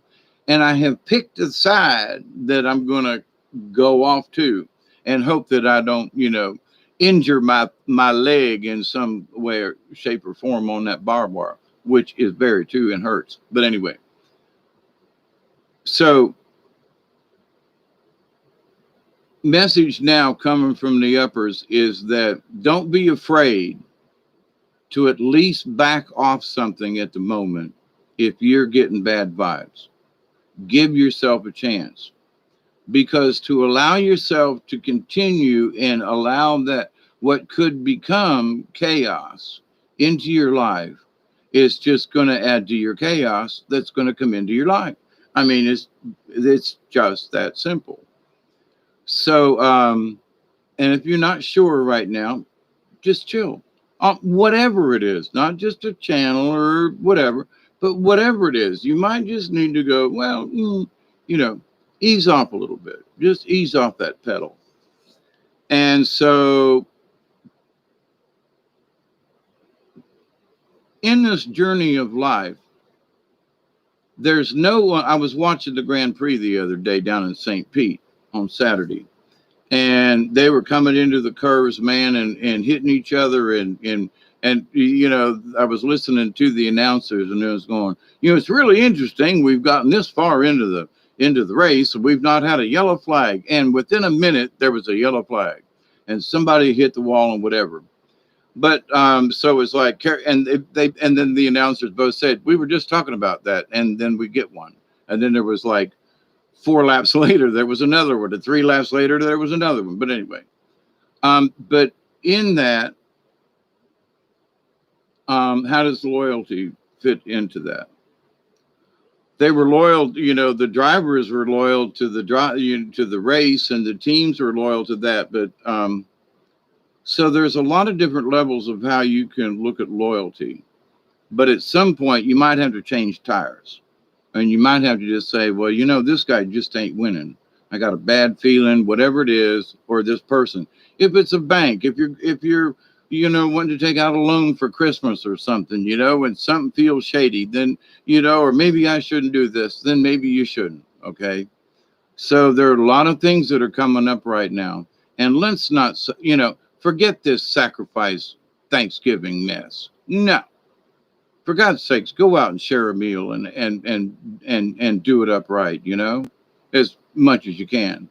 But for God's sakes, don't let these people scare you to death and not go have, Thanksgiving. Shame on them people. And they're pushing it too. So, and shame on them. But anyway, I think we should be loyal to our families instead of being loyal to them because of all the lies and the misinformation. So where should our loyalties go? Should I go to these guys that are doing commercials telling me to mask up? Or should I have Thanksgiving with my friends and my neighbors who we're around all the time and we share? And that's the point of Thanksgiving. So wait a minute. I'm going to sacrifice that idiot, not my friends and family. So loyalty. There's going to be a lot of loyalty issues coming up. So find out, make sure you're good with you, okay? And it's not a contest, okay? It's not whether or not you've done good and how far you are along the path. That's not the issue, okay?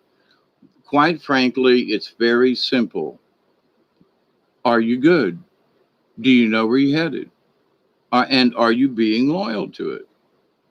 Without and be honest, and you go, yeah, but I could do some work. Okay, that's allowable. Okay, you know you need to do. We all know we need to do a little work or big work, depending on what the subject is. But the idea, though, that's acceptable. If you say, well, I don't know about this spiritual shit, and then I give up. Well, that's the decision the other way. Or I've chose to jump out of airplanes and F it all. So, okay. And, they sell Effidol at the local never mind. Um, Effidol is cow's farts. Um, see if you catch that joke. But so in this loyalty business, though, we have to take a look at who we've been loyal to and be honest with ourselves and about have they been honest with, and we need to adapt our loyalties. Okay, we need to go. Sorry, man, you lied. You've been sorry, but until you can prove to me that you can be more of a, quit being like Brutus, because Brutus really wasn't an honorable man. But so quit being like Brutus, y'all, and maybe we can trust you. And then maybe we'll be, by trusting you more, we'll become loyal again. That's how it works. If there is no trust, I ain't going to be loyal for crap, right? Neither are you. So when we look at the big picture, there have been like I've been a loyal fan of Tampa Bay back when Tampa Bay first came in, and anyway, and the idea that they won the Stanley Cup, they were winning baseball. I don't know if they could have won the World Series, not sure, but they were winning against Los Angeles, the Dodgers the other night, and snaked it out right at the end. It was just great, man. What an ending. And then but anyway, in the sports, I'm just proud for Tampa finally. So, but with that, you can say, well, I have been loyal to them. I don't know. There's a couple of years I wouldn't even pay attention, but to the point though, regardless of how bad they are, Tampa's my hometown where I kind of grew up, went to high school. So there is that loyalty there. But that don't mean I can't root for somebody else, like, okay, the Falcons are the next ones because I live in Georgia. Yeah, but I can still root for somebody else. So my loyalty can be stretched out, with my other favorite teams.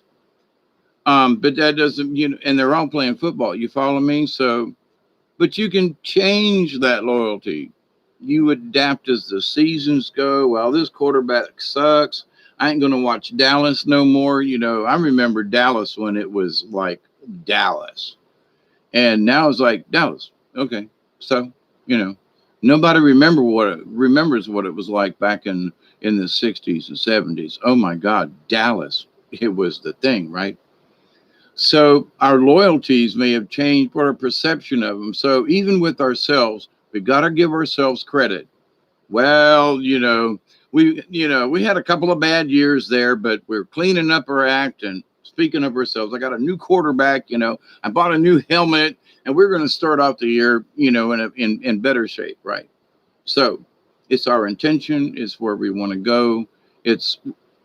We still have the same thing. We want to have a good team playing football, right? We still want to be a good team. We still want to work together. We still want to try to win the Super Bowl or at least the conference or something. We want to excel and be as good a team as we possibly be.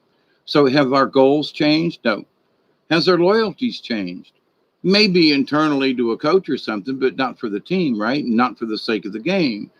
Using any sports as an example, but so whatever analogy you wish to use, Take a peek at yourself here. And um, it's an awareness, it's not a quiz. There's no test at the end, but it is honest observation on your own part. And you should really do it if you haven't. But here's the thing, it's an ongoing process. So in the shaman world, for example, here's the deal. Here's this sick person, okay? And they've got a particular ailment. You've seen it before. So, but this sick person is a young female, okay? So her dosage is 2 drops with some water. Now, one of the Braves gets sick and he's 220 pounds and 6'1". He gets 8 drops. Now, you say, well, what's that got to do with this? Because it's the same medicine for the same type of illness, whatever, but because of body chemistry, mass, and so forth, you have to adapt the dosage. Okay. So with that, you have to always keep that in mind and go, well, wait a minute now. Is he being loyal? Well, or am I being loyal? Okay. Am I being loyal? Well, did you really step out of bounds there? Or did you like almost step out of bounds? You had to weave around something in the middle of the road. That's okay, as long as your eyes were still down there. Now, if you were looking over here at something on the side and you turned and had an accident, well, now that's something you need to just really sit down and go, let me look at this situation here. Honesty is the key. We can't this is no time for us to be kicking ourselves in the butt about what we didn't do or could have done. Can't go there, my friends. But we must take a look and go, okay, have I got all my stuff? So it's an exercise to help you be confident with yourself, to be assured of what you have, to be assured that, well, I got all this, but my arm is missing in a place or two. So, but I'm going to work on that. But I got it. I got it. I got this go-kart, and one of the tires needs a line, but it's running. We got it. So versus up on blocks and nah, this thing puppy ain't going. So in this exercise of us, how's your energy? Well, it's a little low, but I'm working on it. Good. How's your this? Well, but how's your loyalty with your diet? Well, I bought a German chocolate cake the other day, and it took me 4 days to eat it, but I ate it all myself, and it was a late birthday cake. So there. But am I going to go back to the store and buy another cake? Nah. That was a one for deal, And I knew when I was eating that cake, and it was good. But that, it was a late birthday present, like a month, but I hadn't been to anywhere where there were fresh cakes. And so, but to the point though, I was still loyal to my diet for a couple, it kind of went off the rail there for a couple of days, but I knew it. I was expecting it. I adapted for a couple of days, but I stayed. Well, after this cake gone, we ain't going to do this for a while, So maybe next birthday, but so you don't keep, you keep your eye on the prize and you adapt and you stay loyal to that. So when we're checking things out, it's not a hard test, but it is important that we keep an eye on our own loyalty to self, because by doing so, it keeps our confidence. And if we start to go off the rails somewhere, the simple answer might be quiet. Silence is golden, right? And to that, it's like with bear medicine, that's where you find the answers. And with some of the other animal cards, that's where the medicine lies. The answers are already there, but we have to listen for them. Before we ask the question, the answer is there. Because if you can ask the question, and then you probably could figure out what the answer is. or at least you have a grasp of there's a reason to ask the question. There's more knowledge that needs to be had. So in that, all of that is good. So what are we doing for the future?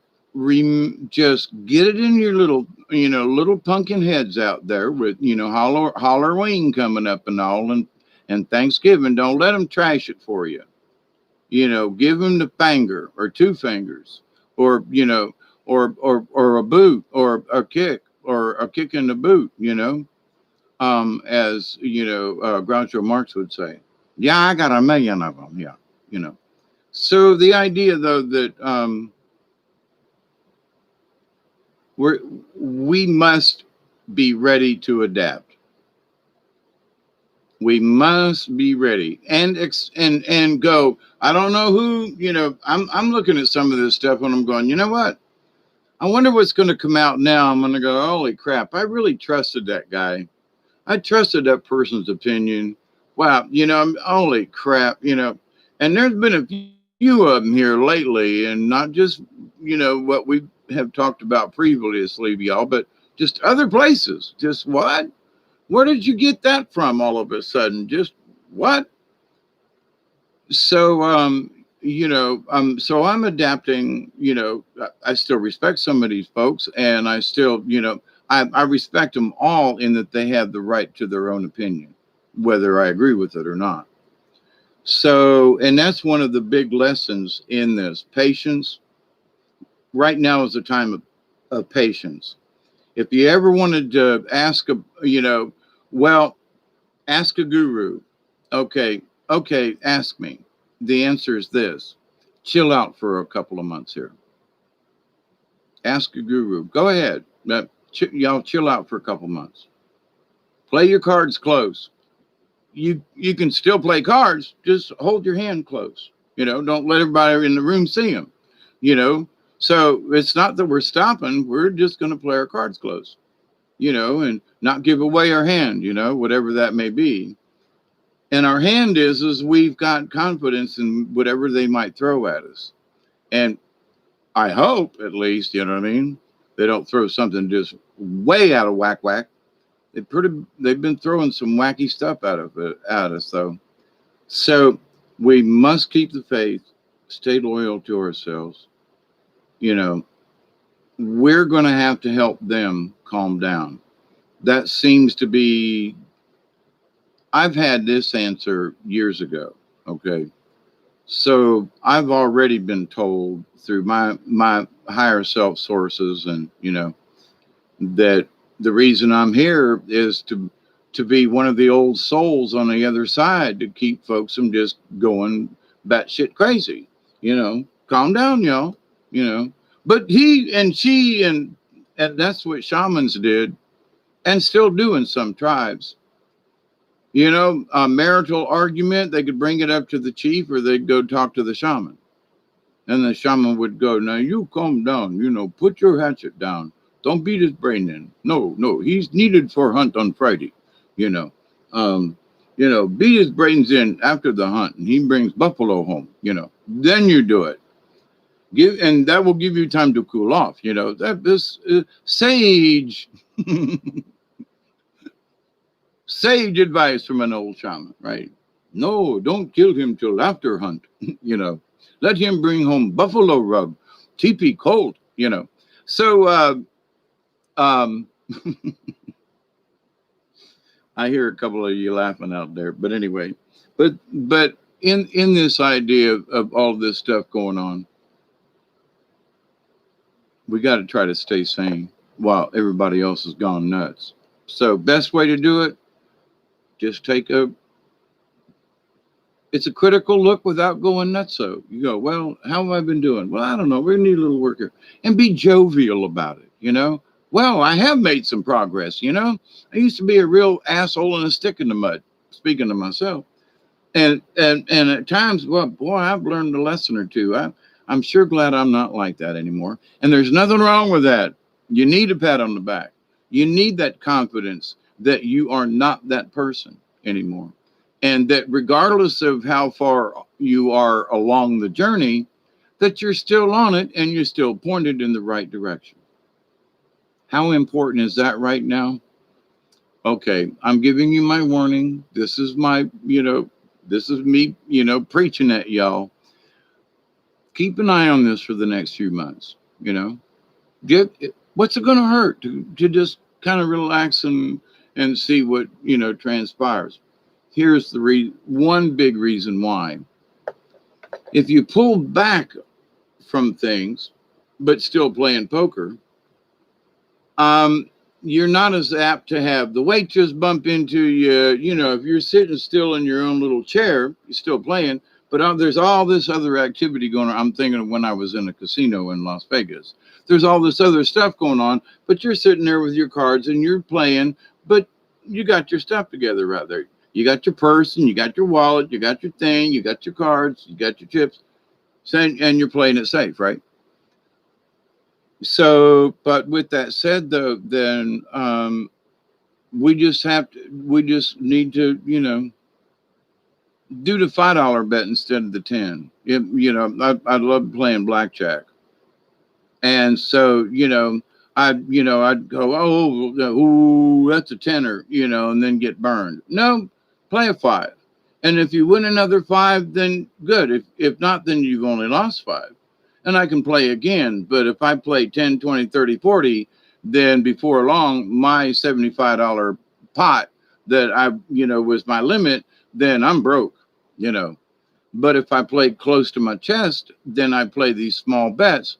I play for hours and hours and hours and I have a great time and actually came a little ahead of money. Then I lost it all. But the idea, though, but I had a great time playing and betting and watching how it was going and being in Las Vegas.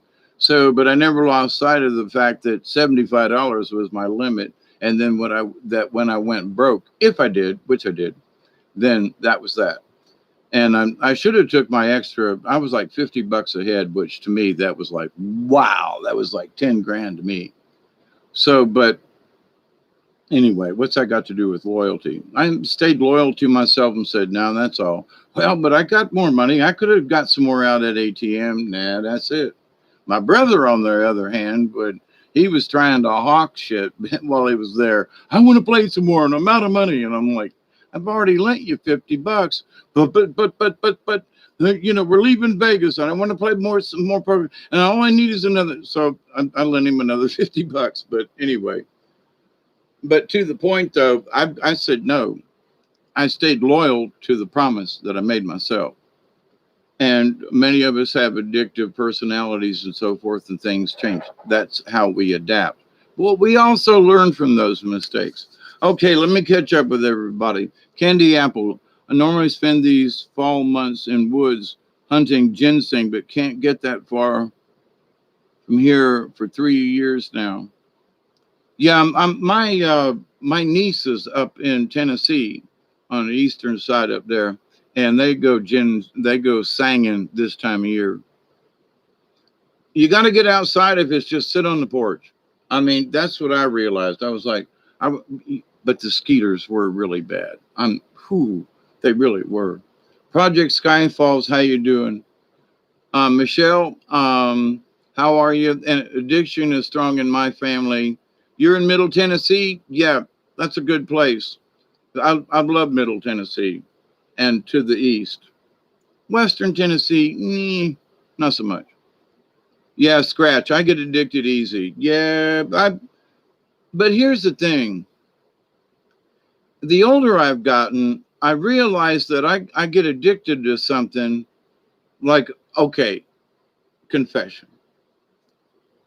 The little chocolate marshmallow, they're marshmallow covered donut like cookies, and they're a pack. I think Keebler makes them, or somebody. And anyway, there's like 3, 6, there's 9 of them in a package, right? And I was so addicted to these things that when I'd get to the store, buy one of these packs, and by the time I would leave the store, make sure they were in the front seat. Now this was pre-Duggar. But I would open that that bag of cookies with them chocolate and them marshmallows, And by the time I drove 7 miles, most of that bag was gone. Before I could even get to the house and a glass of milk, that bag of cookies was gone. And I realized, oh my God. And I looked at him, well, the hell with it. This is my, I can get to do, this is my choice. Hey, Mossy man. So, but then at some point I looked down and I went, you ate 6 of them cookies. That's 1 a mile. Just stuffed it in there, chomped it down, and said it was yummy. It was good. But Dave, you ate 6 of them in 6 miles. And I'd ate the seventh one, but I had to turn the corner to get to the house where everything else was pretty straight. But to the point, though, it was like I looked down at that bag and I thought to myself, self, we ain't doing this no more. It's just silly. Well, but I have the right. I can do this. I only do it once every 2 or 3 weeks. Doesn't matter. It's insane. You eat that, but you eat 1 of my. Are you? What's wrong with you? So the last couple times I bought them, I even was in the cookie aisle the other day and stared at them and went, nah, nah, nah, nah, nah, because I'm going to prove to myself that I'm stronger than them cookies. But here's the point. Next time I go to the store, I really want a bag. You understand? I said no to him the other day. I was like, "Get thee behind me, Satan!" And I turned my back on them chocolate, mush mallowy things. Ooh, that is so good when they melt in your mouth with a banana. Yum yum. Anyway, and a glass of milk. But I realized that it was like, wait a minute. So the last time I bought them, I was like, two. That's it. So I ate it slow and savored the flavor with a glass of milk. And after the second one, I was like, I'm done. And then I contemplated and looked at it went, Dave, you used to eat a whole bag of those by the time you got home. So this way, the bag lasted me all week at 2 a day, right? So 2, 4, 6, 8. I was like, ooh, 4 days right there and an extra. So I'm like, wow, I could savor this, and and it's more practical. It was more enjoyable over a longer time, and it was just stupid to stuff 6 of them in your mouth in 6 minutes. That's the bottom line. And to the point of being embarrassed even talking about it, right? But here's the thing, though. There are not saying y'all do this, but there are things that we do in life that can be just as silly, if you know what I mean. But we have to admit them. Going, yeah, I don't. I did that. Yeah, I know. Don't tell anybody, Might be that secret candy bar in the middle of the night or something. But anyway, but to the point though, we can't fret about it. So rather than beat myself up over the cookie incident, I decided to make a change. And I said, no, I ain't going to do this. I'm going to eat one right now because I really want one. And I've opened the bag, but I realized that I really want one of these with a glass of milk, and the milk's in the back, and I got to get home to get it out and get it in the glass. You know what I'm saying? So with that, you stay loyal to the plan and go, no, just one. When I get home, I'll get out. We'll sit down and have another cookie. And I realized that by the third one, I was like, I've had enough. And I can't believe that I would eat a whole. So the idea that it's almost like I can't overeat them now because I've realized that I overate them in the past. And whatever it is, my brain says, nah, that's too much. And it's like, okay, two's enough. But to the point, though, that's adapting. That's adapting. And we accept it. Okay, I ate 3. All right. But the next day, I only ate 1. Okay. So you even it out on your own without anybody telling you, and you find your own, cosmic place. Now, if it's something that's really harming you, I mean, if you're smoking a crack pipe and you're going, well, I'm only doing it 4 times a day. Nah, no, please put the crack pipe down. But so in life, we still look at our loyalties and, well, I ate all those cookies. I stuffed them in my mouth. Yeah, was that really healthy? No. Is it really good for you? No. So do we want to stay healthy? Yes. So then we need to quit doing that, right? Yeah, all right. So, but it is common sense. And it's just being honest with yourself. And nobody's like, not that I know of, nobody's got a pad going, he ate four. Did you see? He ate four of them today. Yeah, oh, damn it, man. I knew he'd go off his, he said two a day. He ate four of them. There's nobody hiding around with a pad counting. And if they are, hi.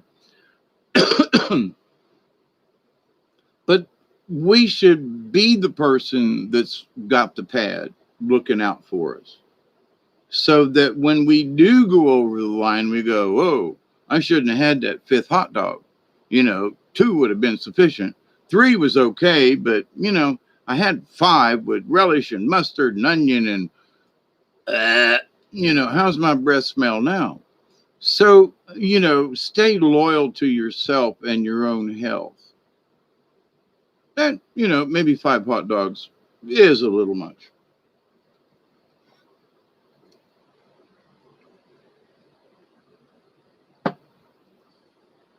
I wanted to get back on track with the shaman stuff because I didn't really get off track, but my video the other night, and if Pamela was around, I would just tell her again, like I told her the other night. We have to know the bigger picture of things. And when you understand that if you are truly on a shamanic journey, spiritual, but for me, I've used the word shaman in practice, in training, but in that comes a responsibility. And in my discussing with, my native brothers and sisters up there, my spirit guides, it has to do with if there is a discord or something within the tribe, somehow there's been a vision of a storm, or maybe a particular hunting party, or the shaman is seen in a dream, clouds of dust in the distance, which could mean a large raiding party, or it could mean buffalo moving, or it could mean a lot of stuff, right? But he sees dust in the distance. So instead of keeping it to himself, he tells everybody. Not necessarily as a warning, but it could be. So, there is dust in the distance over them our hills.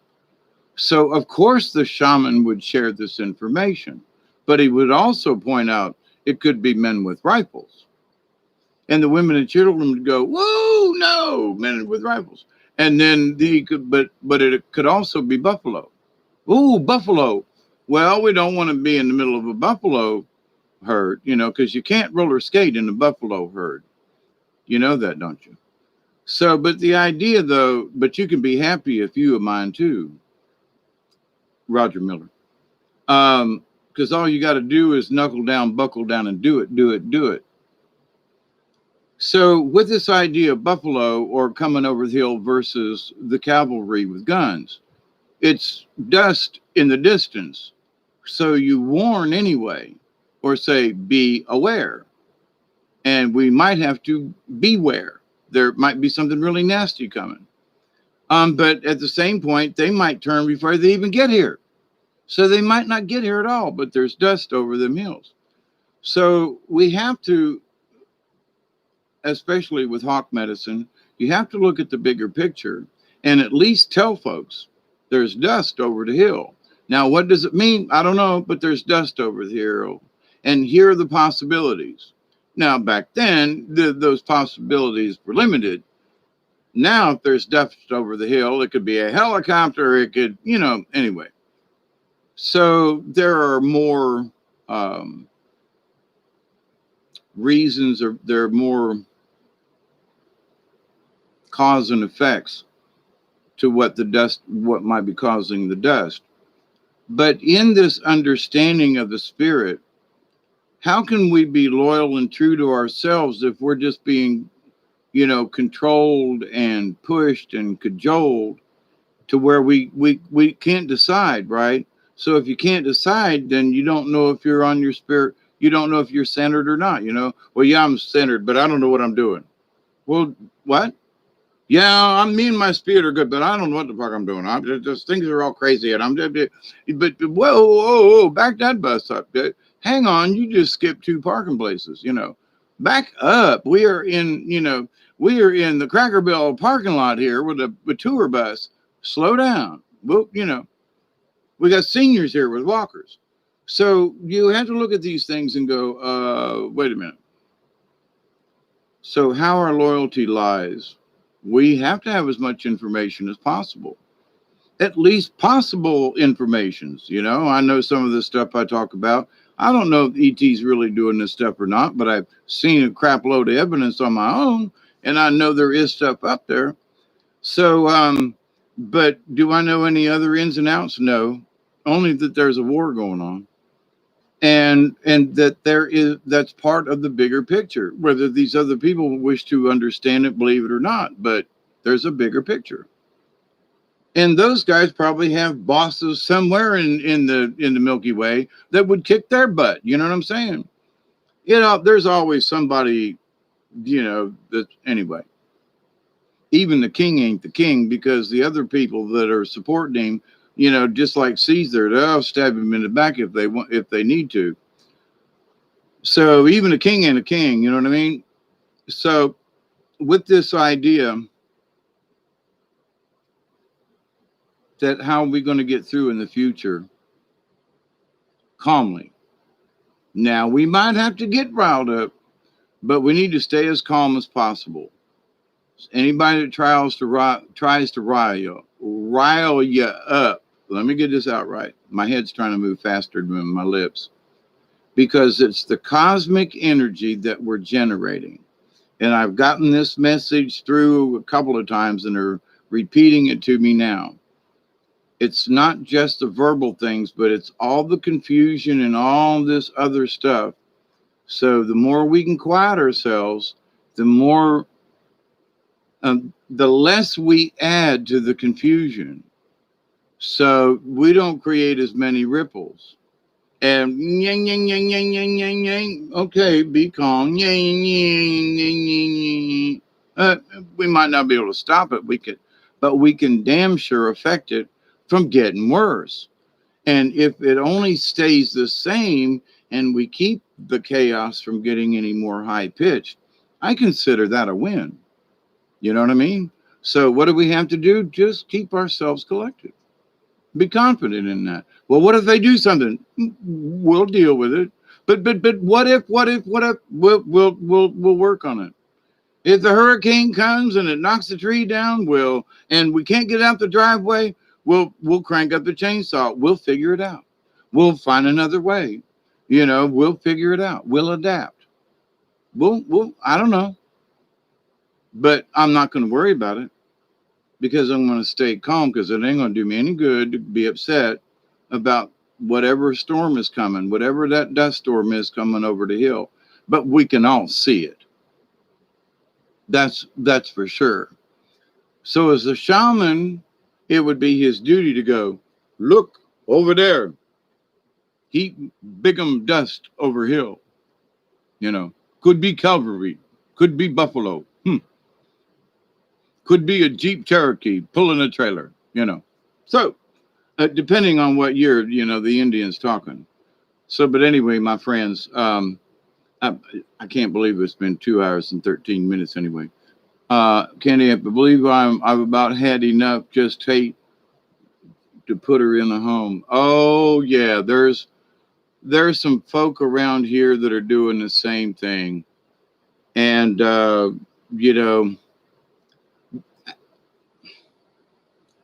God knows there's some folks that I know, and his mother was being really bad, and I mean hateful, mean, hateful, bad, hateful, and difficult, and and then in her old age, slipping and falling and breaking things, and not wanting, and I don't want to go there, and so they brought her home and tried to help, and And I think she passed away. She fell down and broke her hip, and something happened. And I hate to say this, but she's better off than where she was headed, both for herself and for her family, who were going nuts trying to keep her up and this and that, and find people to care for her and this, And I don't mean, but she was not a happy person. And there was nothing that really made her happy. And unlike some other folks I know, who are just having a really good time, and even though it's later on in life and they can't do a lot, they're happy for what they have, and they enjoyed the butterflies dancing outside on the wind. So, um, um, this idea, though, that one person doesn't have any value over another one, well, a person with Alzheimer's, unfortunately, doesn't have much value in the sense that they can give something back to the universe. You know what I mean? And it's a shame. It's horrible. It's nasty. Quite a few people I've known with, that had Alzheimer's, and you just have to be as patient as you possibly can and wish for them to have a peaceful death, because they're losing their mind. And it's sort of like I directed the play on Golden Pond years ago, and was also in it one year, but uh, we did it twice in two different communities anyway. But there at the end, he there's this beautiful speech Henry Fonda did. He takes this little basket to go pick berries, and he comes back in and he goes, I went down the lane and to pick the berries, and he said, and then I couldn't remember if I had the basket, and I'd put the basket down, and I couldn't remember where the berry. And anyway, there's this speech, and you realize he's realized he's losing his mind, and he didn't know it before. He just thought he was being cantankerous. So then he has this realization himself, oh my God, I'm losing it. I'm losing my mind, with berries in a basket, you know. And to me, it was very poignant. When I think about it, when you do that scene right, as a director and trying to explain to the person who's there, listen, you're an old person and you've lived this cantankerous way all your life, and now you think you're just being the same old you, and you come to find out that you can't remember who you were, or who you was, or even who you are right now, and that you've got enough sense to know that you don't, something's wrong.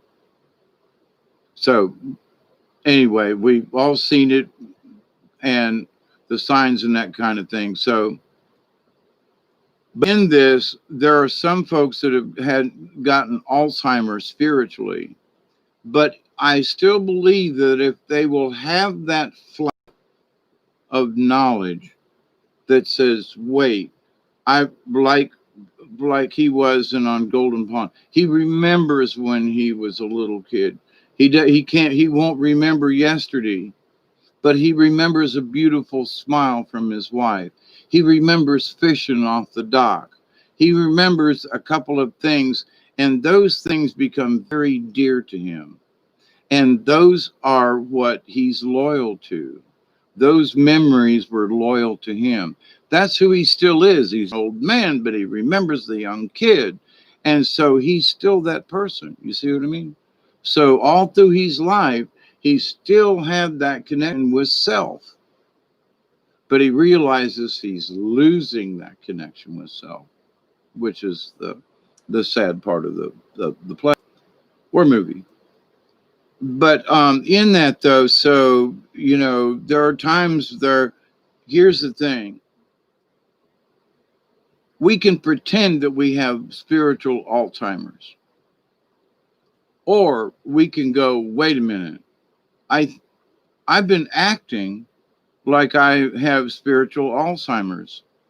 I'm forgetting stuff that I knew 10 years ago, or 5 years ago, or 6 months ago, and I'm not doing them now, which means maybe you're not being loyal to yourself spiritually. You're not following certain things that you kind of sort of agreed on that worked for you. So, in being loyal to your spirit and to you and to the universe, if you will, then we got to try to get back on track. Like me, I realized go outside, but I don't want to.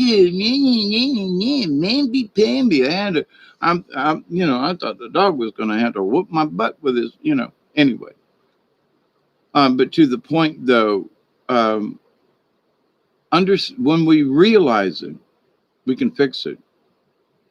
Whether we totally understand it or not, but observing it, realizing it, and being honest and going, yeah, I goofed up. Leave it. Let's fix this. Let's move on. But we have to be active in that. Right now, there's going to be a lot of people who are just going to want to shut down. And some of us need to slow down a bit, but not stop. Now, it may include stopping. Don't get me wrong. But I mean stopping in the sense that we stop and say, I give up. What I don't care. I don't give a shit anymore. I give up. It's better for us to just be quiet and just watch what goes on for a little bit, and that will keep us from losing our own faith and losing the confidence that we so desperately need right now. A lot of people are talking about it, all different faiths and religions and places on the planet, and about how everything is like this. And well, the only one that's going to save you now is Jesus. Okay, we won't go there. Truth of me, I was just trying to lighten up the mood around the monotony of caretaking. I would probably take the wheelchair out because it sounds cool. Yeah. Maverick. Hi, Maverick. Send in a psychic. Hi, Brandy. Hi, Teresa. Brandy Robinson. We're all here to give you support. Yeah, as much as other people don't think it's important, we'll all send you a prayer easy. And I was outside earlier today, pulling some of these obnoxious weeds and thinking to myself, all y'all, many of you that I just mentioned, was coming up in my thoughts. I hope everybody's Monday's doing okay. Hi, David Castle, slightly slanted. How you doing? Nelly, yeah, SSS, chapstick.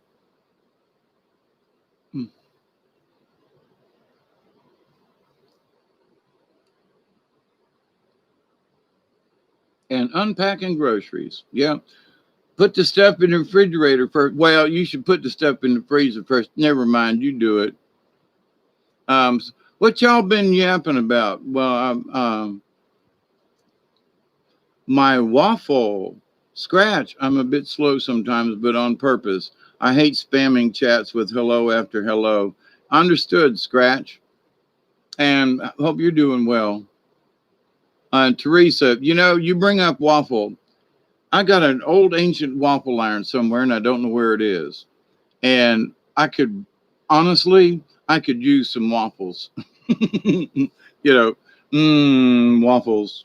And Scratcher, I agree with you. I'm moving kind of slow at the junction too, but when I was outside today, I was like, that the weather was a lot cooler, and then I took an extra pain pill kind of thing.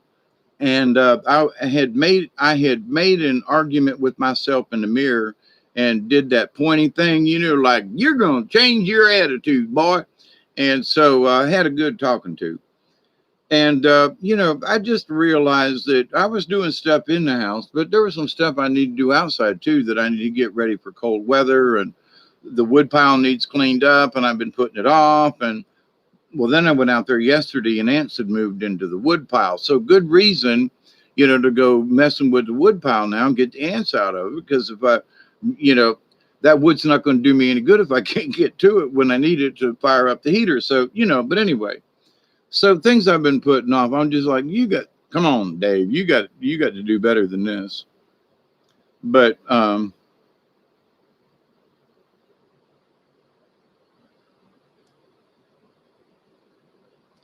and for those of you who are here at 224 into this, let me give you a 10 cents. I don't think I discussed this earlier in any of my other videos. And I wanted to give you 10 cents. Now, I did that story that's the sci-fi one, about, the cell phone thing and the shot and all that kind of thing. Well, the other day I ran across the movie called Cell, the movie, written, I think, by Stephen King, and um I can see the characters. Samuel L. Jackson was one of them, and I can't remember the guy. But anyway, the cell phones all went off at one time. It happens early in the movie, so no, strange busters here. But this weird sound came out of everybody's cell phone, and everybody turned into a zombie and wanted to attack each other, especially those folks who weren't zombies. So the whole thing was trying to find out what set them off and what this thing was.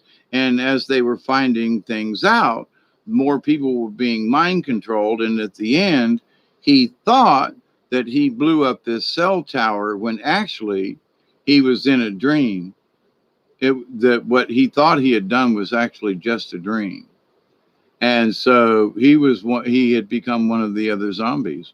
So anyway, in having had that little sci-fi thing, the next day I see that, wait a minute, there's a movie out. Now it's not the same, but the idea of using the cell phone and a frequency to turn us all into some kind of zombie would, and it, I'm not sure if it had to do with something that people had drank or entered, but anyway, it affected the brain. Um, but not everybody. There were people who didn't hear the noise and it didn't affect them. So, but to the point about that, so it's already been suggested. I mean, hell, if he wrote a book and then they made the movie, but having not seen the book or the movie, or knowing the premise of it, I did that little sci-fi story. And then the next day I realized, holy crap, Stephen King's already did something similar. So, but anyway, I saw that as synchronicity, like, hey, you've had this story on your own, and this is your take on it. Now watch the movie that was done a few years ago with Stephen King's take on it, and compare the two. And I was like, son of a gun, man, oh man. And his was, well, a little scary, but to the point, turning people with nanobots said that seemed just as damn scary, for people to lose their sense of God. Oh my God, there I went. But anyway, good night, Ian. Night, slightly slanted. I'm fixing to get out of here too. Any project? Okay, sounds like Spell You Vision. Hi, Isby. How you doing? Candy Apple. Don't think that was his number, was it? Anyway, y'all be just chatting in there. So thank you for participating. Thank you for being around. And I'm going to do it's sort of in the works, sort of about spells and spell casting. And it seems to me, now I'm going to leave this at the end of this video, a little teaser, and say, have any of you felt like someone is putting something on you recently? I've had a couple of things that I don't want to discuss right now, but that have tried to move in. And in having the discussion about keeping our energies, strong, close to us, you know, it's a little harder for, they might get a little close, but they can't get in, and it's sort of like, wait a minute, there's something over there, like trying to, you've been cursed. I think so. Not you, but I think me too. I break spells. I quit watching. Oh, good for you, Delaney. Brandy said, my phone makes this crazy high-pitched sound sometimes, like everything is getting zapped out of it. Strange, freaks me the hell out. I can understand, there's a couple of things that happened with this damn computer.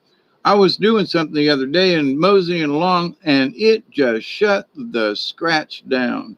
I mean, rebooted, went, Windows took it in some kind of special mode that went black screen and did all these things. It did come back up.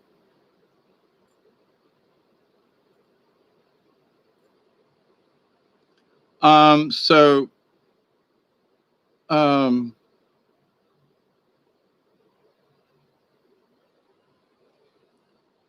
yeah, so I'm not going to hear that noise that you might. It's that time of year right now. What time of year, Michelle? Oh, yeah, yeah, yeah. Halloween. Yes, absolutely. Yep, yep, yep, yep. But here's the thing, and we all have talked about this, but some of these folks are upping their game because of also what's transpiring on the 3rd of November. So it isn't just Halloween. It isn't just the full moon. It isn't just, it's a lot of other stuff. Oh, let me throw something out at you. Now, I consider him my friend, even though I've never met him. He lives out in Arkansas, and he goes by the name of Mr. Cat Eye. And he does numbers and observations of things, and he comes up with some stuff, and you got to scratch your head and go, well, now that's just weird.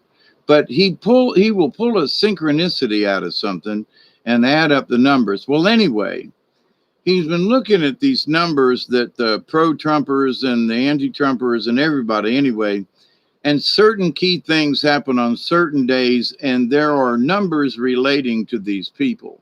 Obama, or Biden, Trump, this, there are numbers attached with this, right?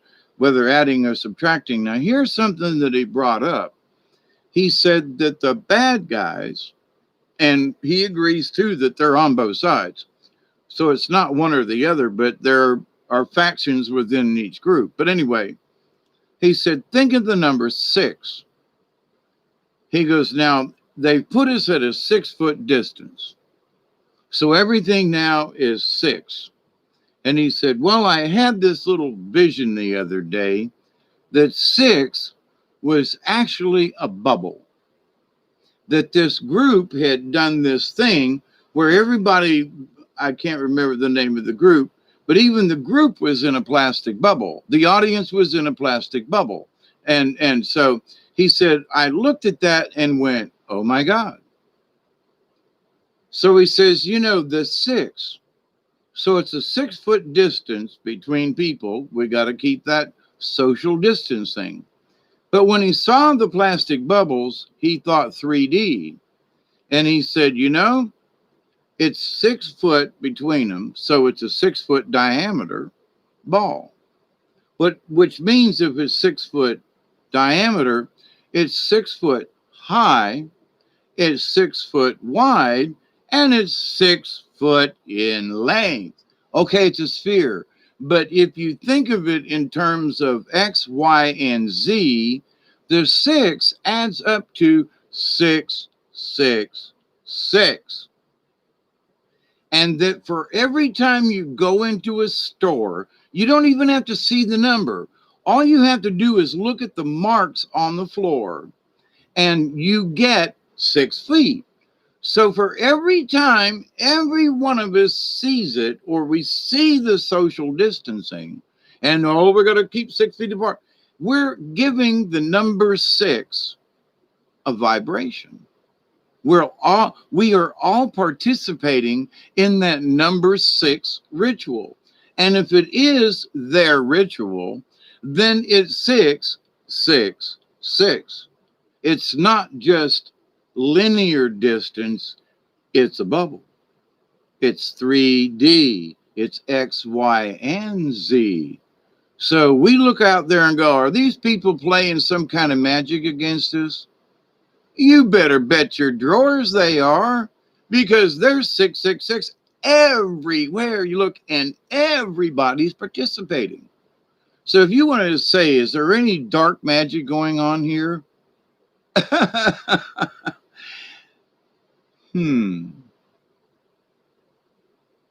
Now, ain't that a kicker?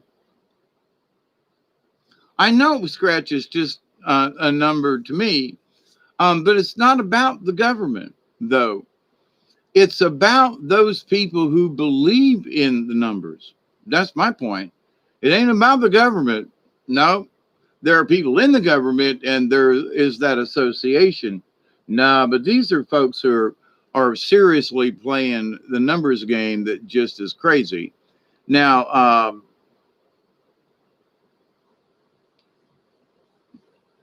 yeah, Brandy, you're right. Tracking, spying, zapping.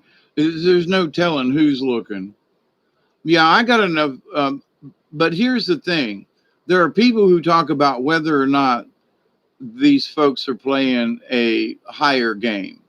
And to my point, and not whether or not you should believe me, but when I listened to his point of view the other day, I went, "Oh, holy crap! I see it." So are these folks playing with sigils and things? Yes, they are. And do we have to worry about it? No, but we should go, oh, ooh, are they playing? Are they playing a serious game? That's what we should be concerned about and go, hell yeah. So that just means we're going to work a little harder and we're going to stay focused and we're going to keep them folks from getting any of us. But I just thought that was an interesting observation. I had to pass that on. Yeah, I might trust China more than my own too, Scratch. I agree. Night Truth, Candy Apple. Let's see, Scratch. I'm headed out of here too. Be aware, not wary. Actually, you need to be both with some of these. Some of these people are snakes in the grass, and what they've been trying to sell us and feed us and stuff, and they turn around and deceive every one of us. We got a three-headed snake. It's like Medusa. So we need to be careful with some of the, and some of them have had some really good cover there for a while too. But anyway, 2 more hours. I can't. My throat needs something, and I really didn't eat supper yet. So and I was only gonna. I was like an hour or maybe an hour and a half max. It's been 2.5 already. So I love you all. I do. Thank you, Teresa and Michelle, always. Project Skyfalls, Scratch, Slightly Slanted, SSS, um, and Skyfalls, Candy Apple, and I missed a few folks who were up there too. But anyway, be safe out there. And I'm trying to make sure that everybody has confidence, regardless of what's going on. So, I have to be I got to point out some of this weird stuff, but at the same time, I'm going to come right back and go, this is what we're seeing. This is what some of these people believe in. Now, we don't have to believe in it um, specifically, but we do have to understand they believe in it. So we have to stay confident with what we believe in. That's all. You know, I believe in the truth and the light of the universe. You know, I believe in the infinite creator. I believe in the one rule to do no harm.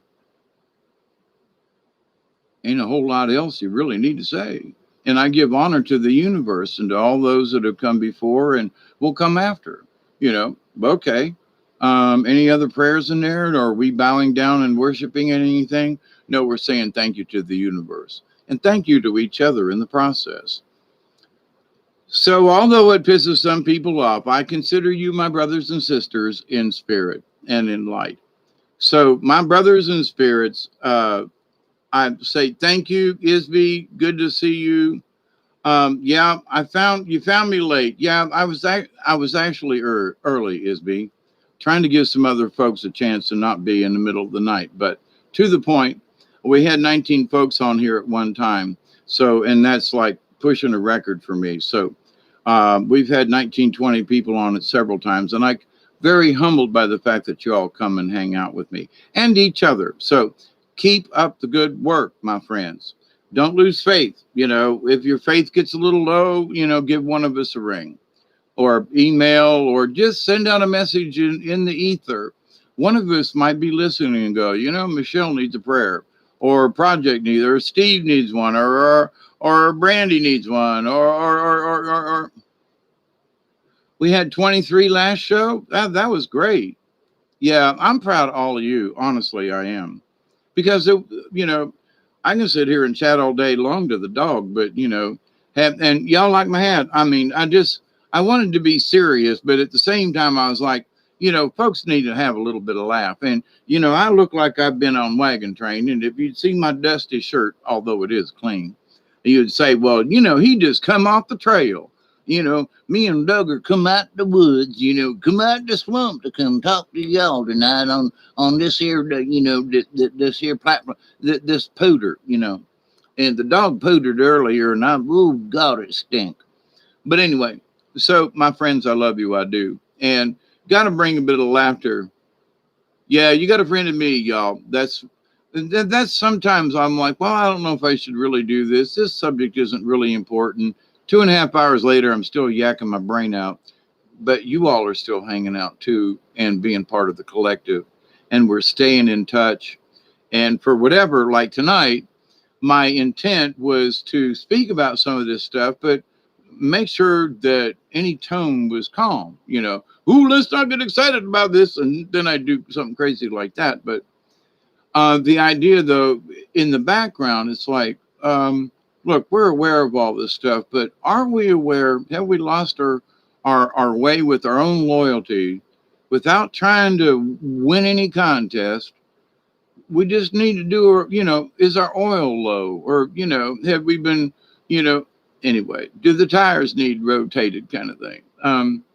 But to the point spiritually, it's not so much that we need to revamp, as we just need to check ourselves and go, yep, I'm still on it. But I realize my intent is even stronger. And for many of us, I think that is our current state of mind. We have done pretty good up to now. Some of us, fantastic. Me, for example, I'm still working on some things, but to the point, that's my point. I'm still looking forward, gonna work them out one way or the other, or die trying. But that's the positive push towards forward. So regardless of what gets thrown at us, gonna adapt. Whatever it is, gonna stay in the positive. If it's a flood, I'm gonna get the kayaks out. If it's a drought, I'm gonna dig the well deeper. If whatever it is, gonna work it out. And been through all those situations myself here. So it's like rain, shine, flood, or drought, I'm still here. We still figured it out. We still adapted to whatever the situation is. And whatever's coming up, we'll adapt.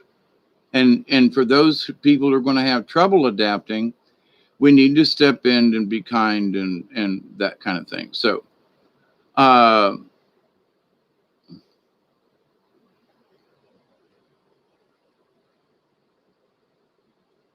gold mine hat, yes, yeah. I do have a couple of old steel pans out in the shed. I used to wear this hat when I panned in the streams up in North Georgia around Dahlonega. Hillbilly hat, absolutely. I used to talk like this and do stories with the children when they had that kind of thing, and they'd all sit around and laugh at all, and used to talk like this a lot, and it get them, you know how them folks are, them little children's, they'd be sitting there wanting you to tell, how they like to, for you to tell them, a story or two, and so they'll be sitting around, and talking with one another. But, if you tell them a good, if you tell them a good story, then they'll listen to you, Did that give you a grin, But anyway, I used to do stuff like that, and kids would go, "What?" And the grown-ups would be peeing in their depends back in the back, because the kids were like, "Yeah, and the grown-ups would be going, he's saying the same thing over and over and over and over again, and the kids are like, "Yeah, They're going right along with it. It's comical to me, and it was a lot of fun to do, and I like to make people laugh because sometimes the world is cruel. My friends got in that accident yesterday. I still am tore up about that.